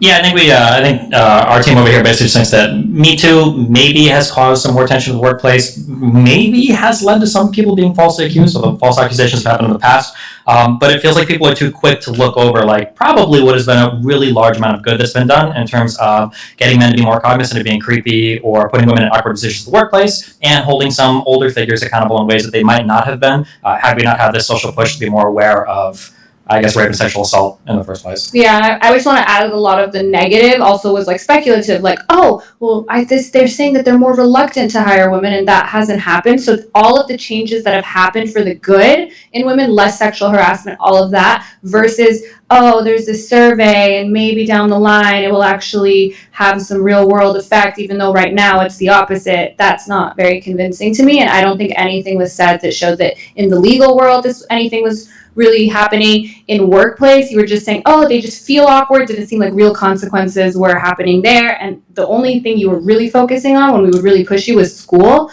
And even then it was like, oh, I know this one thing, or I know this one. And to me, the 100 to 1 and all of that was just not convincing. Okay, cool. Let's go to Andrew, and then we're going to move on to the next topic. No, I actually agree with Corey. I was completely and totally unconvinced by any of these women's arguments. Okay. All right. So anyway, next topic is... Even me, Andrew? I was confused why you guys were arguing, because you guys are on the same team and you're making the same point. But anyway. Andrew, we were on the same team, and you still shouted. What do you mean, same team? I don't love you. You guys both have the same position on this topic. Anyway, okay, so next topic is, who's more oppressed in America, men or women? And we can kick it off in any order. We started first with Andrew last time, so let's start off first with Lauren, and we'll go in that order, kind of like clockwise, like this. I think that men currently have a more difficult time in society than women, especially when it comes to laws on the books. The main thing that I'm thinking of is parenting laws, and I think of Oppressed? That's the question. Oppressed. Sorry, what was your question? Sorry, I thought the mic was off. I'm so sorry. Yeah. I didn't mean to interrupt you. I was just wondering the question. Who's oppressed? Okay. Or did you say oppressed or pressed? Pressed. Who's more oppressed in America? Men or women? Yeah. Yeah, oppressed. I think men are more oppressed. You look at, specifically for me, it's child laws. You could look at in abortion laws. So if women, I think the most important thing in life is your children. That's always going to be the most important thing to anyone's life, is their children. And when it comes to the laws currently on the books, it is unfair for men versus women, and that's why men are more oppressed than women. I'm going to end there, and we'll talk about it more. Cool. All right, let's go next to Destiny and Gang. Yeah, I think, I don't know at this point, I don't know if I would say I don't know if I'd say men are oppressed. Men definitely have problems, but I don't know if there's like an oppressive force working against them in society right now. I think I would say that. So would your position be that women are more oppressed, or would you say neither one of them is oppressed? I think oppression shows itself in a lot of different ways. I think there's probably some ways that women still feel it. I think there's probably some ways that men feel it. If men do feel it, it has absolutely nothing to do with divorce laws and child court, though. No. But that would be my position, yeah. So are you I just want to flesh out a position. So you're saying it's kind of it's equal, or here's the issue that I have right now. Okay, I think this is a Peterson quote, so maybe everybody will be happy with this if you're on the right. It feels like men, broad in the most broadest of sense, men are like have this bimodal thing in society where men are leading everything. They're like at the top of everything, but then men also suck the most shit at the bottom of everything. Whereas women like happily occupy this kind of more stable center ground. So when you look at like prisons, it's probably like 96% men. Or when you look at like leadership positions, like CEOs, people in Congress, it's probably like 60, 70, 80, 90% of that. So like in that sense, like, well, depending on where you look around, men are doing really good or really bad. And then women seem to just be gradually making these like really large macro improvements over time. But I don't know, like, do I say that like oppression is the reason why men go to jail, or oppression is the reason why men don't get into school? I don't know if I necessarily agree with that, unless maybe you could argue about the affirmative action thing, but that just got flipped in court, so in the Supreme Court, so yeah, I'm not sure. Okay, let's go to Andrew next. Yeah, I think that Delaguna is essentially right here. I would say that definitely men probably see more oppression. And I think broadly we would probably agree on what we mean by oppression, like kind of unjust push towards one group, something similar to this. We could flesh out the definition more if it's necessary, but I don't think anybody would have a big problem with that. Yeah, I would definitely say men. I would say that men don't give a shit about other men and never have and probably never will. I think the oppressors of men are men, but I think the liberators of men are also men. So I think it kind of stands to logical reason that, yes, men will essentially always be more oppressed in society. In this particular case, you have kind of the simp class of men who have now formulated through democracy how to team up with women, and they kind of go after different class of men. So it's almost hyper predatory at this point. But I think it's an interesting discussion. I can't wait to have it. Okay, Corey. Well, I mean, I echo a lot of the same sentiments that Destiny just went through, where there are totally issues specific to men, as was sort of already alluded to. There's definitely appears to be a higher education crisis among men. I'm sure like male suicide we brought up maybe at some point, and a couple of other, sort of largely men's issues. But, oppression, yeah, it's tricky, but let's just say I'm going by maybe just like political power and looking at maybe, the U.S. House of Representatives, I think generally speaking on the whole, men hold more political power, but I give like the slight edge to like generally speaking, maybe women are slightly more oppressed, but I can totally see the other side, but that's where I stand now. Cool. Torshaa? I just texted you. I have to go, but I would say probably both of them. Unfortunately, I can't support that though, but maybe you gotta go right now. My mom keeps coming in here, so I'm gonna go help her. And if you guys are still on, then I can come back. All right, cool. All right, we'll see you later, Torshaa. All right. Yeah, and hang on a second. I gotta take a leak. I'll be back. Jesus Christ. I gotta leave too, Alex. See you later. Hi, Alex. I gotta go. Okay, bye. Can I just? While I guess Andrew takes a piss, you guys can just get into the open panel part because since we got through everyone anyway. Bye, Destiny's friends too. Okay, bye. Hi, nice meeting you. If you guys ever want to come on my show, you're more than welcome. And Lauren. And Corey. Thank you. Thank you. Aw. Sweet moment. Okay, anyway, if you guys want to get into the, because you got two people who are saying one thing and one person who's saying something different. So let's, why don't you guys kick it off? Yeah, I have a question for Lauren. So you were saying that in custody cases and stuff, this is where you're seeing that men are oppressed. Can you explain that more? Yeah, so like my issue, for instance, it's not necessarily custody so much for me is like the abortion issue. So if a woman, so like, I believe abortion's murder. And so like if you are killing your man's child when you are getting an abortion, and the man has no legal ability to prevent the woman that he impregnated from murdering his baby. So he literally doesn't have any legal capacity over the ability to protect his own child's life while it's in the mother's womb. And then furthermore, people have discussed balancing this out with allowing men to like financially abort a baby. So like if a woman doesn't want a baby, she can abort it. But if a man doesn't want a baby, the woman could still have it and he would be financially responsible. So there's no way for a man to get out of the consequences of. If you want to come on my show, you're more than welcome. And Lauren. And Corey. Thank you. Thank you. Aw. Sweet moment. Okay, anyway, if you guys want to get into the, because you got two people who are saying one thing and one person who's saying something different. So let's why don't you guys kick it off? Yeah, I have a question for Lauren. So you were saying that in custody cases and stuff, this is where you're seeing that men are oppressed. Can you explain that more? Yeah, so like my issue, for instance, it's not necessarily custody so much for me is like the abortion issue. So if a woman, so like I believe abortion's murder, and so like if you are killing your man's child when you are getting an abortion, and the man has no legal ability to prevent the woman that he impregnated from murdering his baby. So he literally doesn't have any legal capacity over the ability to protect his own child's life while it's in the mother's womb.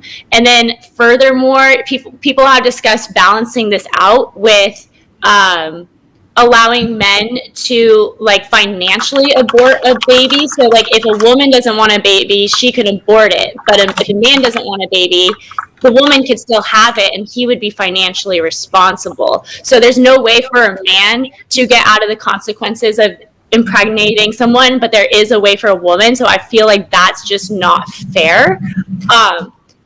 And furthermore, as you know, like just determining parental rights. So like when you took family law class and you learned about the definition of a father, it was so wild. That was such an interesting concept for me because it's not just you're actually the DNA father. Legally, right? You could be the father in many states just because you either signed the birth certificate because you thought you were the father or because you were married to the woman while she was pregnant and she gave birth and you held out to be the father for the first 2 years of the child's life. And then you are legally obligated to financially support that child, even if you're not biologically the child's father. So that was these are just like specific instances that I think are extremely life-changing and have affected many families that only seem to hurt the men.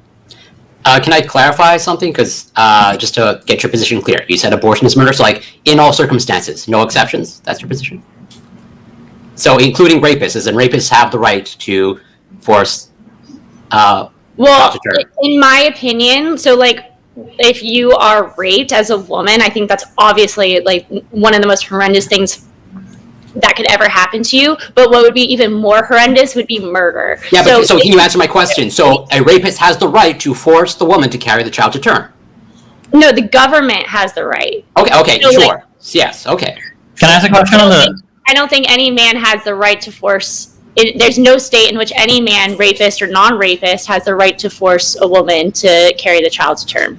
Can I ask a question on this? I'd be surprised if this is true, but legally I don't know. Are you telling me that if a man and a woman have a child and the father believes that child is his and they do a paternity test when they're 8 years old, that there's like a ton of case law and everything that like the father, if he decides to leave because it's not his child, he's financially on the hook for that child for the rest of the Yes. What cases? I'm That's trying happened. What do you mean? What cases? Aren't you a fucking attorney? There's entire states where that's the statute. Did you not graduate family law? I do remember the paternity case, like that unit in it, but I'm trying to remember. That's why I want you to remind me. Can you give me some names if this was such a big, like we all have the What do you mean? cases. This is literally like certain give me the states. case. That is their main that's the entire state like. Every case from that state is going to have that state law. What do you mean? Just look up the definition of paternity. There are certain states where if you hold out for the first 2 years of the child's life that you are the father, then you are financially considered the father.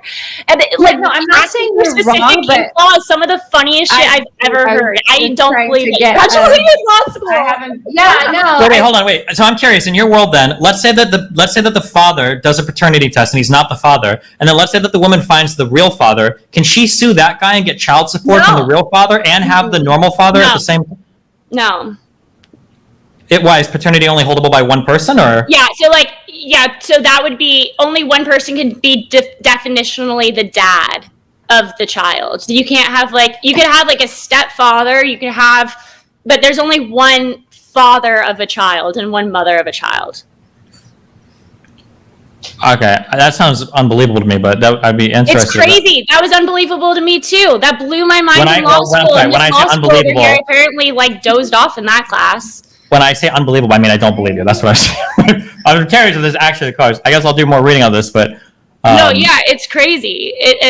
And I think a lot of those state statutes, so those state statutes were written well before DNA testing, like well before. And I think it would be very easy to update those statutes so that, for instance, if you get a DNA test and you find out the kid's not yours, but there's certain reasons why they have that law in place anyways.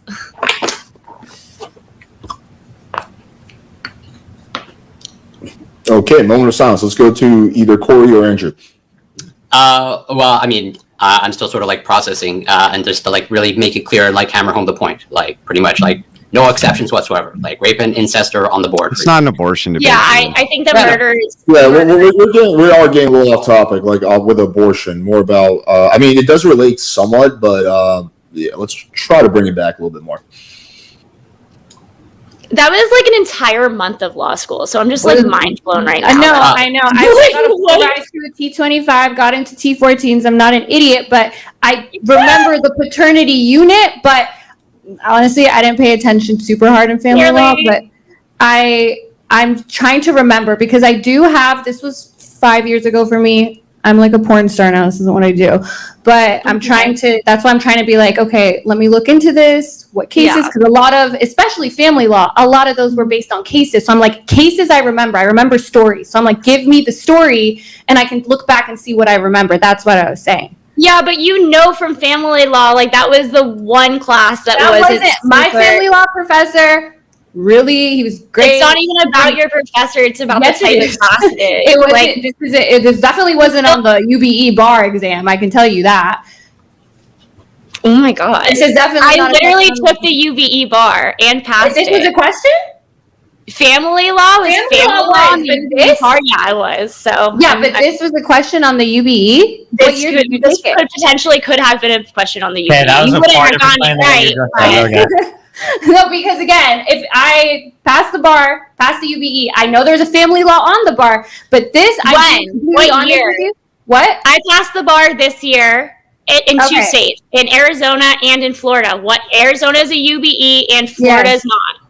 Yes, okay. But and you saw this question on your bar exam, one of the two. No. I remember this from law school because I paid attention in class. Yeah, so I mean, I got to the same place you did. I guess I just didn't study as hard. But my question for you is, was this on the UBE bar? It could have been. It could have been a question on the exam. Now, not everything that could be a question on the exam makes it onto the exam, but it's absolutely testable material. And you were taught it not through cases. You were taught it through, well, like, I'm just curious. All right, I'm enjoying this lawyer cat fight, but let's bring it back a bit. This is like fucking like, I think it's boring, most of the chat. Let's bring it back to the initial. I think here's how we can kick off this discussion a bit more. Maybe each person can point out specifics in which case the gender that they're talking about is oppressed. So, Corey, for example, if we start with you, maybe you can point out some specifics, ways in which women are oppressed.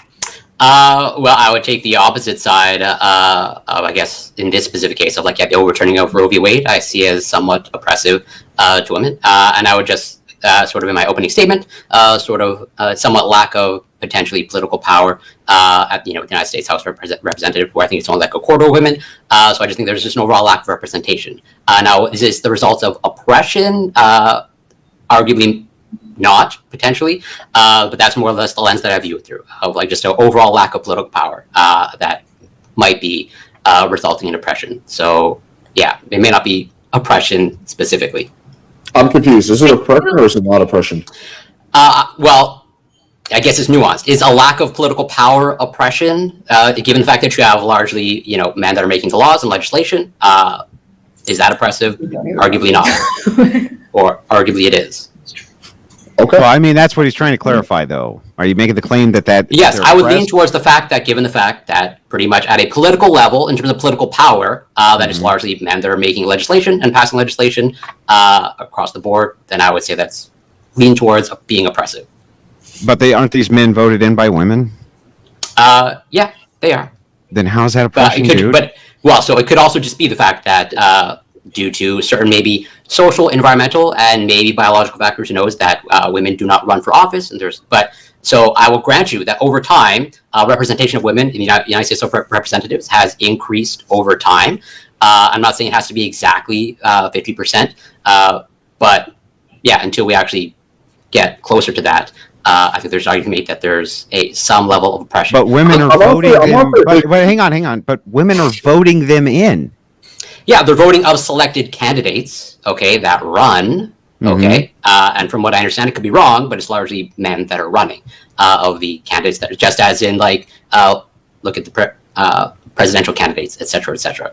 So do you think that? Well, I guess So there's hang that. on. So do you think that it's oppression then, if in a district, it's mostly white people who run for office and mostly black people who vote for them? Are you saying that they're oppressed because they're not? You don't think they're adequately represented? At some level, yes, because then the question is why. So then the do you not- representation must always be 1-for-1. You can't represent them any no, other way. I didn't say that. I didn't say that the United States House of Representatives has to be exactly 50-50. I still think an underrepresentation might be a sign of oppression. That's why I'm not planting my flag of absolutely there is an oppression. I think I've been pretty clear that I can see like both sides, and I brought up. Okay, so let me just kind of clarify, and I'm trying to avoid like actually getting involved in debate, but also at the same time like moving things forward. So you're saying, Corey, that you don't have a firm position on this. You're saying you can see both sides of the argument. Is that correct? Yeah.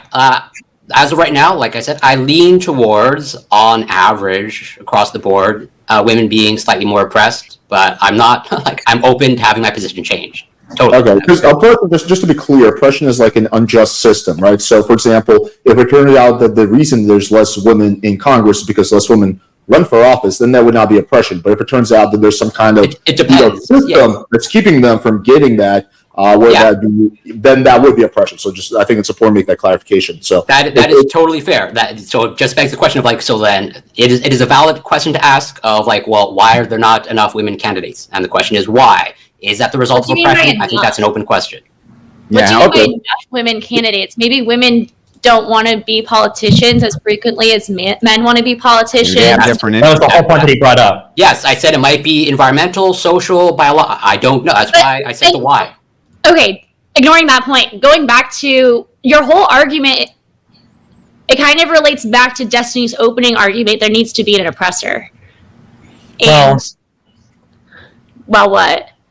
It's just left over from how it was. It's just left over from them being repressed before. It's loosening up now, so that's why women are, coming into the government and political sphere. Yeah, But they are so. Yeah, like let's say hypothetically, so like the feminist argument would be patriarchy oppressed women, and that's why they aren't in school. And now that we've lessened up from the patriarchy, women are participating in school more. And somebody might say, well, why aren't men in school? And you go to go, oh, well, patriarchy has kept men out of school because men still have the masculine expectation to be the sole providers of households. So for instance, during the COVID time period, more men dropped out of school than women did, I believe, to pay for their households. So people could argue that there's still oppression. It was against the women, and now it's kind of against the men. But like at the end of the day, like quantifying all of this gets really, really difficult, I think.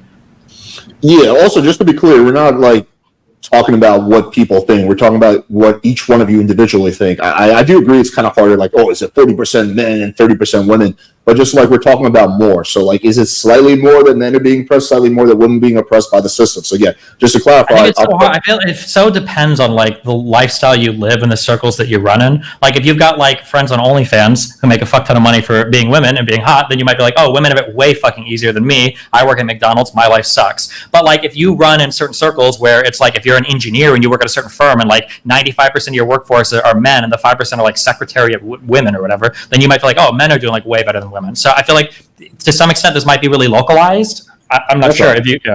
I understand what you're saying. Okay. Yeah, it's hard to say like on a broad level. Like even the thing that Lauren brought up was really interesting, saying that men kind of get fucked over in the abortion process because women get to choose when to abort the baby, which is true. But it's resting on probably one of the most unfair biological facts, and that's that every single child born in society has to be carried by a woman. And that is like a lifelong process of having periods and giving birth and all of that. Yeah. That's an unfair thing that will never be remedied, as much as trans people might want that to be remedied. That will always be a burden for women to carry. So like, is it unfair that men can't have financial abortions? I mean, like it kind of is, but is it unfair that women's like half their bodies are preparing constantly to get impregnated? That's also super unfair, and that will never change. So it's hard to compare the two. One is the difference is like we're recognizing biology and biological differences between men and women, and so there's going to be some things that suck for women that they have to go through biologically, and there's certain things that suck for men that they have to go through biologically that women don't have to. Well, the problem with this argument, though, is that that's not true. Men ultimately do have a choice on whether to get somebody pregnant. It's called protection. So is it- Women But don't there's have a certain choice things on- that there's certain things biologically that men go through that women don't have to. There's certain things that women Wait, like have this to. bad? Like what? So is I it, don't know. so is it like, unfair that men are More stronger than frequent women? kidney stones, like Women get kidney stones. male What do you mean? puberty sounds pretty terrible. Your Hold balls on, male puberty is dropping. way better. Men go through Literally nothing. that like women don't go through. My balls didn't drop actually; they're still up in there, so Men love having I didn't have to their go balls. through that.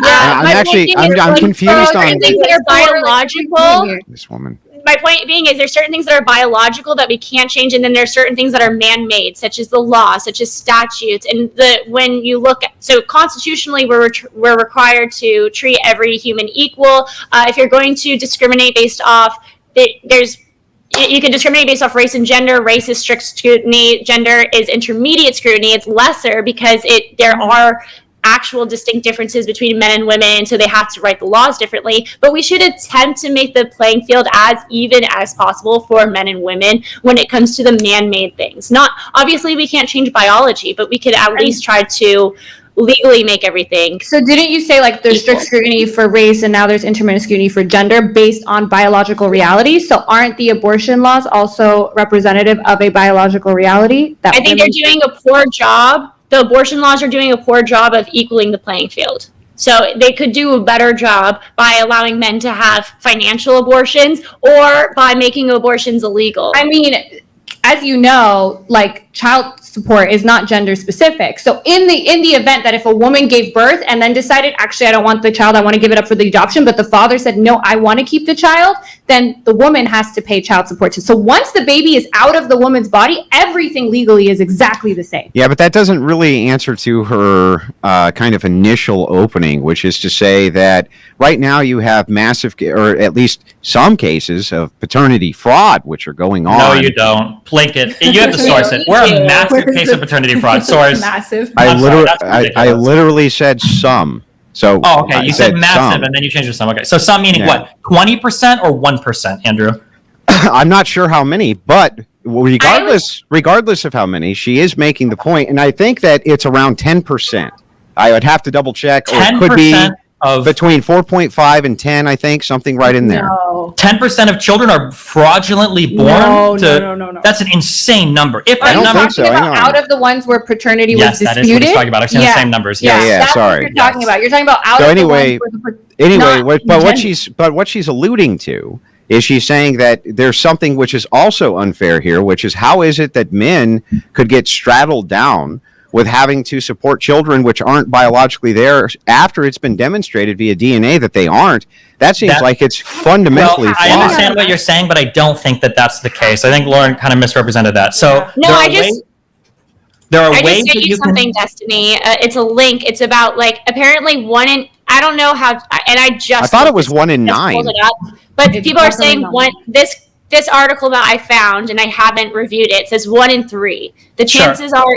How many children are genetic offsprings of someone other than the guy who they think is 1 his in father? 3? If you have read or heard or watched anything on this question, you will have encountered many estimates from 9 to more than 30%. The idea that almost 1 in 3 people might be the result Lauren, of I was literally, 30. Lauren, I was just looking at this. You're right, but there's a clear, very important caveat. These are out of the situations where the guy specifically challenges in court. disputing it. Exactly. Yeah, they're disputing it. Exactly. And out of those, it turns out that 1 out of 3 of them are right. So it is. It's not 1 But in 3 also, of all just real quick births. on the That's paternity still, law. I think that is still pretty high. But Well, no, and then I hold on. am No. curious about the ones who You have a don't selection dispute. bias now. You're looking The just selection, at yeah. The selection bias is literally people that think that they don't have real Yeah. paternity. Right, but For regardless, this particular study, but then I would just because we don't have the data on We people probably who do. aren't questioning, Well, so- we don't have the data on people who aren't questioning. No, but Right. we You're kind not of do. So they questioning call these too. they call these extra Wait, partners. hold on, green shirt. What are you, Jasmine? You're saying we do? How do we have that data? So if you're saying that it's only 1 out of 3 of people who are actually questioning, No, that's so not what I'm we saying. what are you saying?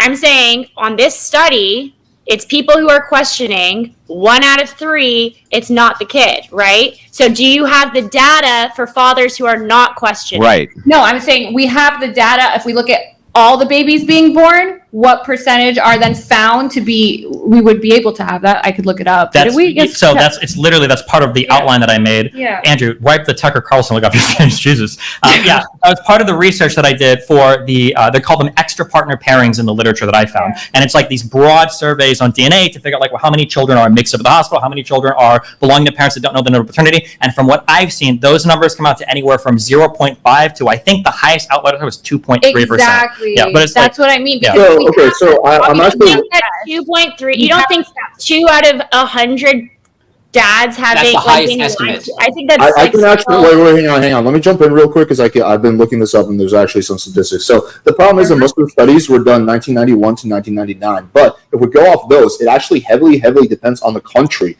So it is we're talking about like out of total, it's 11.8% in Mexico, but in France it's like 2.8%. And UK is like 1.4 to 1.6%. Switzerland is like 0.8%. So it seems like it also really heavily depends on the country. I don't know what's going on in Mexico, but a lot of people raising kids that are not them. So yeah, but it's around there. In Western countries seem to be around 2-3%. It seems like in Mexico it's just like yeah. And then also this is a quick thing because Can this was you brought up check earlier. chat, Alex, really quick? This was brought up earlier about paternity for children. If you have a child with somebody and then you take a DNA test and it's not your child, you can disestablish paternity. Just looking up on the Florida law, the things that will prevent you from doing this are if you like made other promises after knowing that you weren't the biological father. So I'm just saying on some random legal site, like if you allow the mother to put the name on the birth certificate when you know you aren't the father, if you promised in writing to support the child, if you signed an acknowledgement of paternity, or if you married the mother after you knew the child wasn't yours and you assume parental and child support obligations. So you can divest from a child if you take a biological test. You're like, this is not my kid. And as you know, that's why you learn this stuff through cases. So I was like looking, okay, what were the facts? What did the court say? It wasn't just like, oh no, that's why I wanted to know. Yeah, and but is the Florida law a representation of the standard in other states? Well, if it's not, Andrew, I welcome you to show me a state where it's different. Has their own laws. Every state, Right. especially when it comes to this sort of like family law. It is kind of honestly, And that's why in family Jasmine, law, I you take cases from states. You know that we didn't read a lot of. Can I finish my sentence? Yeah, sorry. I was going to give you some credit here, girl.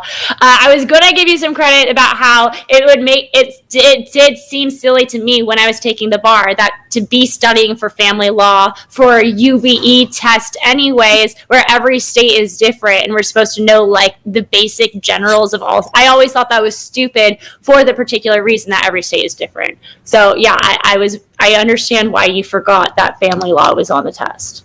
No, I didn't forget family law was on the test. I looked, but I don't know. Did you take Barbary? Like Barbary didn't spend a lot of time on this question because they didn't. I would love to see your like case material, like the material. Yeah, okay. Family law. This was not at all. That's why I was like, what's the case? But Okay. Right? Like I'm thinking family law in regarding the Baby M case. Like there's things that you just remember because they were such big parts of family law. Maybe I was skipping class. I didn't see it as a huge part of the bar exam because those are the things that stayed in my head the most, and this wasn't one of them. So that's why I'm like, what percentage of Barbary did you do? What do you mean? What percentage of Barbary? Like 30.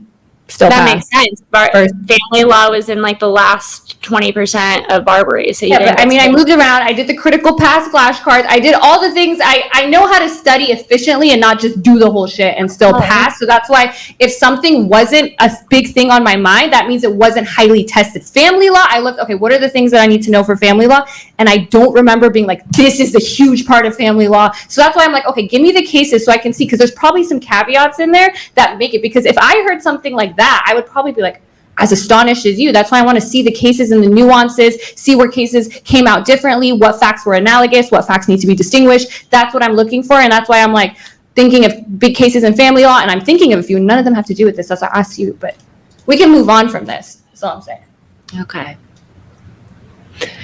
Let's let Andrew talk. We haven't heard from him in a minute. Yeah, I don't really know where we're going with this, honestly. I don't know where we're going with it. I mean, you haven't said anything either, Destiny. You don't know where we're going with it either. Where are we going with it? Lawyer chat fight going on, but wait. Did you bring up Rolo? No. Yeah, apparently in your chat gossiping. I think it's cute how you guys like gossip. Did I bring up Rolo? No, I just brought up Rolo. Yeah, you just brought up Rolo. So then the I question did. stands: did you fuck Lauren Southern? Bro, fuck. Hey, you brought it up. No, he didn't. He did. He brought up Rolo. Had to bring up He Rolo. did not bring that up. What is your obsession with Lauren? Oh, everything's an vagina, obsession. Andrew? She Oh my lied about. God. Do you Why realize is she every lied about red being pill married? fucking obsessed with Lauren Southern's I know vagina? she I lied would about not being got as much married. attention as Lauren Southern's vagina gets. It's just wild. Do you know she lied about being married? She lied about being married. She's on your side in the conservative movement. This and probably humped that little gremlin, and you don't fucking care about that at all. No, We don't I even need to don't worry care about if it. No big That deal. little Yes, they were gremlin. Like, I gremlin. really don't care. It's fucking crazy to me. Like, oh, we're just I like just her. let it go. Don't even worry about it. No She's problem. pretty, and it triggers men. Like, it's so wild. She's, oh my God. If she were ugly, like, that's, okay, I'm sorry. Never There would mind. still be a scandal if this chick is lying No, about if her she were marriage. I'm ugly, you guys sorry. wouldn't care, and you guys would have accepted her more, and you would have You're brought just making her in. shit up. I don't give a Certain shit what the chick podcasts looks like. Of ugly girls in the red pill I movement. don't were fucking very care well what she men looks like. support- That's Yeah, not the scandal. okay. The scandal's not what Lauren Southern looks like. Give a shit It less. obviously is, because all of you men keep talking about her pussy nonstop and accusing her. I didn't of talk fucking about her men. pussy. What are I you have talking heard that about? Lauren Southern has fucked Destiny, has fucked Myron, has fucked Tim Pool was who one. else Yeah. did Rolo say that she fucked? Like, Hunter Avalon. Who What else? the fuck? Why am I left out on this everybody. list? I'm a little triggered. Lauren Southern's fucked everybody now. It's just so. Why are we talking? And even if she has fucked everybody, who the fuck cares? Why Again, do we care? If you misrepresent that you're married for an elongated She period didn't. of time, she did. She was married. Not only did she, but she admitted to it, made an elongated video about how she did. What are you talking Why about? do you even care fool? about her personal life so much? Because she's supposed to be a conservative, a trad conservative woman on my side of the aisle. And if she misrepresented her own marriage, lied about it, and at the same time was humping a leftist, cheating, helping with, I think that's fair game for us to ask So wait, about. conservatives can't fuck leftists. Wait, Is that Andrew, I have a what question we're for Andrew. saying? Would it be Original Wait, press real secretary quick. was he married to the guy in charge of the Lincoln Project? Wait, sorry, hang on. Hey, hold that thought for 1 second, Lauren. I just want to explore this. Would it be like, I don't know if you said that last part's a joke, but would it be like less bad if it was a conservative that she fucked? Or just the part that she's a liberal make it worse? No, well, if she was misrepresenting herself as being married while she was humping anybody, it would be bad. I don't give a shit that Destiny's cooming. You are so obsessed with women. Destiny's a coomer, but I don't care what he does. It's never been about the coomer. It's always been about the fact that she misrepresents Andrew is herself. making. He's talking about hypocrisy. He's not saying if she wasn't married, I think he wouldn't care. I don't know if he would or would not, but I think he's arguing against the hypocrisy of Lauren, not so much like her sex life. Is that correct? Yeah, that's irrelevant to it. It's that she's misrepresenting herself on TradCon's side. It's not hypocritical to have an opinion and post that opinion and then live your life and then maybe not have all of your morals 100% acted out in your life. You can have morals and not follow them 100% of that time. It doesn't make you a hypocrite. It makes you a human. It makes you not a perfect person. Everybody is human. And then to be digging into her personal lives, accusing her of like getting pregnant and having an abortion and doing I all didn't this accuse shit. her of any of that. No, you didn't, but Rolo did. Which I is don't where care you're what getting- Rolo does. Rolo, okay, whatever. This whole What does it like have to do Lauren with me? Southern's pussy shit is just driving me up a fucking wall. Well, you know what would solve this? She could just answer the question, then we'd all know. Who cares? Who Well, cares? we care because she's misrepresenting herself. Like, why do you not understand this? Who cares what she does with her vagina? We care What? because if you're a trad woman who's grifting and pretending that your husband, you're fucking married. Yes, she did. Not only did she made a video showing that she did. Literally All made a she is video doing about it. is she is living her life to the best of her ability. With a wedding ring on, misrepresenting herself as married. On the TradCon side. And yeah, you're just like, there's nothing to see here. These aren't the traits you're looking for. Why don't we give any other guy? So we don't do this to men at all. So like for instance, Sneeko. Well, I guess women are more oppressed than Lauren. Look, Hey, we don't do this bro. just in the red pill space. We are, yeah, Well, to absolutely. be fair, Nico is being called a fake Overall, Muslim no, like because all the That's why time. none of the women. That's why none of the conservative women followed any of the conservative men into these fucking spaces. That's why people like Andrew and Rollo are so ass mad about people like Lauren and Brittany. Is they expected all the conservative women to follow them into the actual degeneracy that is red pill. Yeah. So obviously the conservative men are super mad. And I don't people have like you and anything to do Rollo with the red pill. and man. all of your time gossiping now about like. Oh, which- come on! Your entire show's about gossip, bro. First of all, my entire show is not about gossip. Oh, I just come came back on. from Congress talking to Ro Khanna. What have you been doing? I know what you were doing, actually. You were on a stream with Rollo talking about me and Lauren because somebody told it to me right after my Did you- fucking interview with a sitting U.S. Wild. congressman. How are you going to say that our things are the Wild. same? Come And on. bro, You know- you most notice of your that stuff, you put your public life. You can't put your public life on display and then pretend that's not fair game to talk about it, Destiny. You had two bar pass attorneys arguing some legal matter, and then when it was your turn, when it was the man's turn to talk, you gossiped. You know You how brought fucking no, embarrassing you that is? gossiped. You brought it up. I didn't. I brought up Lauren Southern No, you brought up Rollo for some Because reason, he's so I right went now. ahead and asked the question. because he's in your chat talking right now. It was this He conversation. wasn't talking to me. I'm sorry, is Lauren in my chat talking somewhere? Am I missing her messages? What does that have to do with the price No, of tea I'm in China? not. I'm not. Not the other Lauren, the one that I had the abortion Yeah. with. Multiple abortions and secret children, I guess. Yeah, I never accused you of that. Anyway, Alex, Okay. was this relevant? Yeah.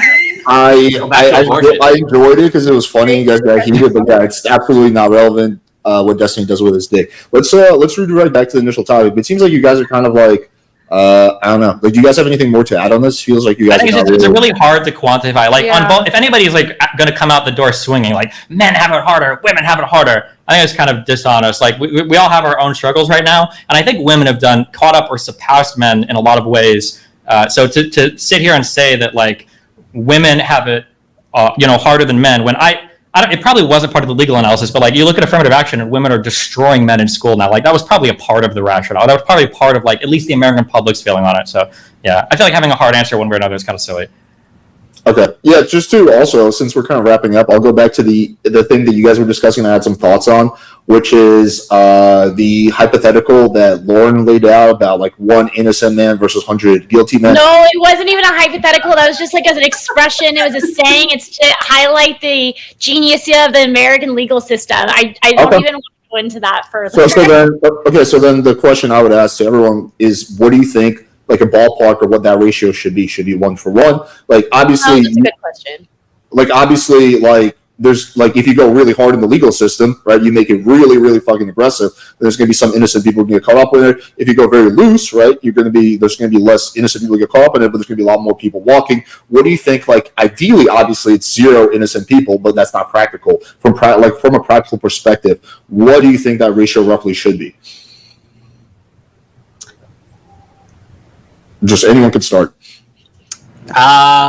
Right now, I'm obviously just coming up with an answer on the fly. I think probably, and maybe it might depend on the nature of the crime, but maybe on like the order of like 1 in 1,000. I can even see like 1 in 10,000. I feel like I spelled Barbary wrong. There's no E at the end. One guilt. So you rather have one one innocent person going to jail. Yeah, as long as like 1,000 or 10,000 are being convicted. Okay. As in like something like that. Wait. Oh, so yours is flipped, right? Or am I losing you? Yeah, sure. Mine is like reversed. Okay, gotcha. Yeah. Also, I think like the one thing that none of you guys brought up is just how much money affects how good of an outcome you have in the legal system. It really comes down to like a huge amount of it is how much money you have, and if you have a lot of money, you'll have a much better outcome in the legal system than if you're poor. It's like not even close. Okay, let's go to Lauren next.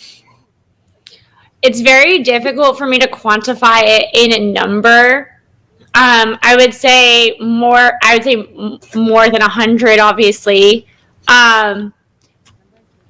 Quantifying it in a number is extremely difficult for me. It is very hard, yeah. Yeah, extremely difficult. I almost want to say more than 1,000, which is probably where it is at legitimately. So, I'm just going to stick with more than 1,000, actually. It's definitely not at 1,000. If you just go off like the Is it not? Do you not think it is? I think it is. For every crime committed, you think, first of all, I think most crimes don't even go report it. Like, first of all, you have to find them out, then you have to report it, and then you have to decide to prosecute it if there's enough Okay, what evidence. crimes are we talking here? Are we talking like traffic infractions or like trespassing? Because like kids running through Yeah, backyards. I'm not talking about mine. I'm talking about like felonies and shit like that. Like if we just go off the death, what's it called? The death penalty, innocent people statistic. 4% of people, according to a study done. You're asking how many crimes don't get caught? No, not all. I don't know if that's what she's asking, but So yeah. for every 100 people who commit a crime, I'd rather 100 guilty men go free than one innocent man be put in jail. But you would want to loosen up the aggressiveness of the legal system, right? So, like, I would want to make it as difficult as possible to put someone in prison. That being said, I would want.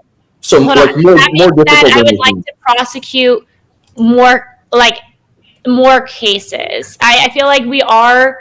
Like, for instance, in Boston recently, they highlighted 15 statutes that they're just not going to prosecute anymore. And a lot of prosecutorial discretion is being used, especially in liberal states, to not I don't want that. I do want crimes to be prosecuted, but I do want it to be much more difficult to get a conviction. So how would you change, what would you change? Because you're talking about changing the the pillar of our legal system, which is our evidentiary burden. How would you change that to make it more difficult to put people away? Is that what you're saying? Like, you have to be super so that you don't risk putting an innocent man away? That's what you're trying to say, right? There are ways to change that. Like, you can make the penalty for prosecutorial misconduct like fucking 20 years in jail. That would be one way, for example. Well, penalty can already be getting disbarred. I mean, depending on the type of misconduct, right? No, I know, but I'm just saying there are ways to do what Lauren is saying. I'm not saying that what she's arguing for is good or bad, but there are ways to do that. One of them is prosecutorial misconduct. 25 years in jail. Guarantee you that will move the bar in one direction. Is prosecutorial misconduct even that big of a thing for people getting? Yes, it happens pretty often, unfortunately. Wait, can you? When you say pretty often, what does that mean? I don't have the exact statistic. I can look it up, but it's. I'm just curious. When you say pretty often, you're in half of cases and 1% of cases. No, it's probably more than 5%, less than 30%, probably. Okay, because that's if 25% of 1 in 4 cases has significant prosecutorial misconduct that demands review or not. Yeah, I can pull it up real quick. I just heard. So 30% actually. Official report found 406% as child welfare workers. Yeah, so 30%. This is not just prosecutors. Oh yeah, prosecutors is 30%. Law enforcement officers 35%. Forensic scientists, 3% good for them, and child welfare workers, 2%. Wait. Is this when they're charged or when they're accused, or you're saying in 30% of all criminal trials? Yeah, the prosecutor is doing something that's unethical or illegal, or is doing something shady, basically. Are you not Brady violations and sure. I can legit. I know that's a huge number. I know it's actually harder than it's larger than I thought. But yeah, sure.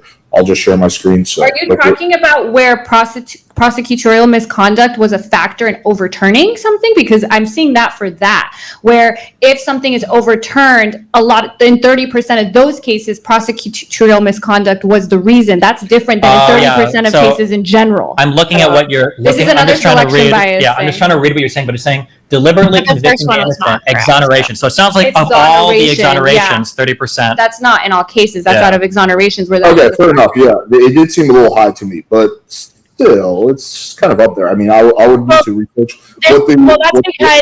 That's because cases could only get overturned for very select specific reasons, and one of them is prosecutorial. That's true, but that doesn't also prove that then it's 30% of general. In general, I didn't say that, but he's saying 30% seems pretty high, and I'm saying, well, no, because it's one of only 3 options, so it's not that high. I know, but he meant 30% is really high with the original. Am I wrong? It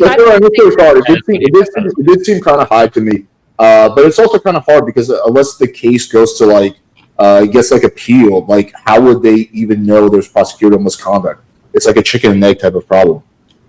Well, yeah, I mean most of the court process is pretty open source, right? Discovery evidence is made available. All the motions can be seen by both sides. But who's gonna unless the defense appeals the case and pushes it further? Who's gonna see that? Well, hold on. What are you not seeing? What do you mean? If there's a case and there's some prosecutorial misconduct, and you Yeah, have but I'm asking, like, plea what deal, kind of misconduct would you not see? Like Brady violation. withholding evidence. I mean, it could be any number of things. This is probably something Lauren's going to be better able to answer than me because I'm not like Brady violation is essentially withholding evidence. Yeah, so that would be one thing. And you're saying that this is happening a lot and it's just not being caught, but where's your evidence for that? Like, no, well, She's laughing at you because it's hard to prove because you're basically Yeah. asking for. It would be like saying, that's what what are the number of I unreported just rape want to know cases? where they're getting this because they said I mean, you 30%. learned about this in law school too. I understand, but that's what I mean. People are just you conflating. go They're to professional 30%, responsibility 30%, and then you class? look at it, and it's 30% of it, like you said, exonerated cases. So, what percentage of cases do you think are actually cases, not overturned, like people cases being overturned, are actually there's prosecutorial misconduct happening, and where are you getting that number? That's what I want to know. So Where are you mine getting it? How- mine through the feeling is probably between mine through the feeling is probably between 5 and like 15 or 20%. I would. Okay, here's the question for the two lawyers. So withholding, especially exculpatory evidence, that sounds like some shit that can get you completely fucked. Do you think? Brady That's, violations? yeah, is that not or? Yeah, it's a bad thing. You could many attorneys are still capable of practicing after, but you can be disbarred. I think can you be criminally prosecuted? I don't know if you could be criminally prosecuted, but you could absolutely. Then question then. So what do you think is the percentage? That's my question. Yeah, what do you think are the percentage getting of like Brady Act violations or withholding like exculpatory evidence or whatever that you think prosecutors are engaged with? Yeah, and then so I want to know where you're getting what percentage. You think And also, you're depending on the Brady violation, and like your intent and the egregiousness of it, the violations are very, very different. Sometimes the case just goes on, and sometimes the Brady violation isn't even significant enough to overturn the case, even if they're aware of the Brady violation and they show it. So like, even if, let's say you're convicted of a crime and then you later prove that there was a Brady violation, but that Brady violation, like, let's say they has to have substantially, like, I know what you mean. It has to have affected the case enough for that to be a reason to overturn it, for sure. But I'm asking you what percentage of cases even, and that's for a good reason. If it's a little tiny thing that wouldn't have even changed, that's what the courts are looking at. Would this have actually changed the outcome of the case? If the answer is no, then the case the outcome shouldn't be changed. Well, honestly, at, if you know that the prosecutor is holding something back and they're like, okay, that wouldn't have been enough to overturn the case, but it was relevant and therefore it's a Brady violation, and you only caught one of those, I feel like if you if you see smoke, there's fire. I have an issue. Of the time is this happening? That's my question to you. I don't know. That's one of those things. I can give you a little bit more of a number because and I never pretended to give you a stat on that. So don't throw your hands up in like a disgruntledness. Well, I think the frustration is that because earlier when this number was provided, the number was high enough that, in my opinion, it undermines our entire legal system. If I think that 1 out of 3 prosecutors are committing severe ethical violations by withholding exculpatory evidence, that's like what we have like a banana republic at that point. But if it's like 1% are engaged in Brady violations where sometimes somebody fucks up or there's some evidence that they should have brought up or they should have presented their side, but they didn't think it was relevant and it was, that's a severely different thing. So that's my point. I do think it's significantly higher than 1%. Yeah, Up to 30%, I don't think so. I don't think it's 30% did seem kind of high to me. I was just going off that statistic, but yeah, you're right. I mean, like it is a chicken and egg problem. It actually would affect the outcome. They shouldn't do that. No, because if a prosecutor is doing something intentionally that's either legal or unethical, that's a problem in of itself, regardless of whether that would affect the case or not, right? And there are consequences for that. Okay, but here. Can I answer Jasmine's question really quick, though? The reason that I don't think judges, so with PR, in the appellate level, you're only going to overturn a case, even if there's a Brady violation, if it wasn't enough to sway the case, then they're not going to appeal the case. I disagree with that. I don't think that's the way the law should be, even though that's the way it is, because I feel like if the prosecutors are withholding some evidence that we find, we don't know what we don't know. We don't know what evidence the prosecutor withheld and was never exposed. So if you see some smoke, there's probably a fire. And so to encourage prosecutors to never commit Brady violations, they should make it so that if there's any Brady violation, then the case should be appealed, in my opinion, and that would encourage prosecutors to be giving all of the evidence over, as much evidence over as possible. If it's You know exactly what they're looking at. That's what the judge is looking at, though. The judge is looking at what was usually withheld. And yeah, you can't go into the mind and see everything, but it's not that every time there's a Brady violation, we have no idea what they did. Hang on.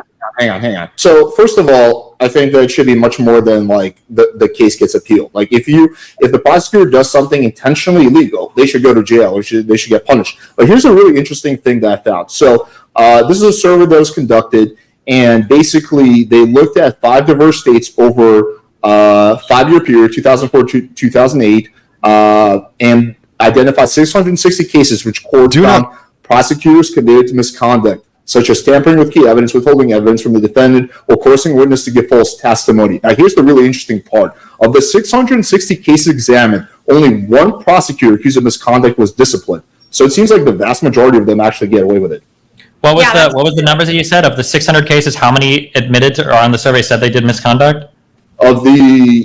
It identified, it didn't look at how many cases they looked at. They just said they looked at 5 states over a 5-year period, and they identified 660 cases. And out of those 660 cases, only 1 prosecutor that was accused was actually disciplined. Disciplined at all, so the rest weren't even sanctioned, nothing. Well, it sounds like they weren't discovered is what he's saying. Oh, he's saying they weren't discovered. Okay. Wait, were the violations discovered and the attorney still not reprimanded? That it doesn't say. That I don't think, I think, Lauren, you know that we would be reprimanded for that. Honestly, I don't know, because I think I don't know if that's actually, if you actually would be. We get fucking sanctioned for everything. If we file a frivolous suit, like everything. You're saying frivolous suit, yeah. Yeah, but I'm saying not always. Not always.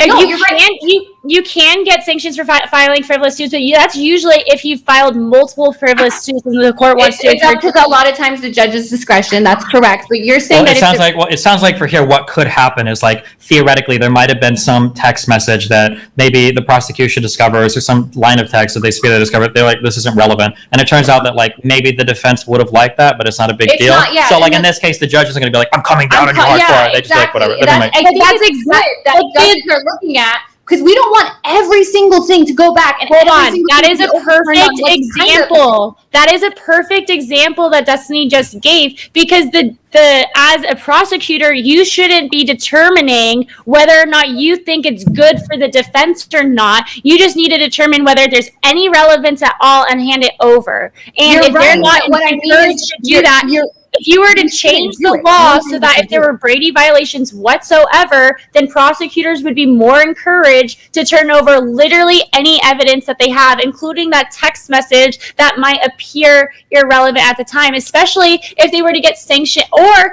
we should start sanctioning, like do mandatory sanctions for attorneys who don't turn over evidence.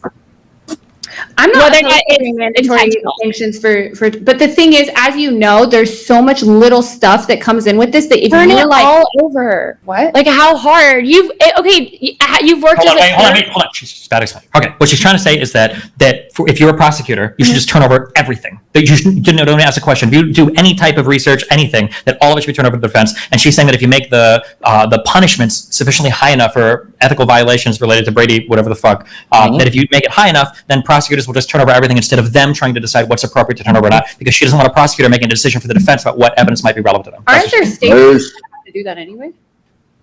Not that I'm aware of. Because I know there's in different states. Like I know, for instance, in Arizona, you do have to turn in more than just what would be relevant or look bad for the. I'm in Miami with you, Chica.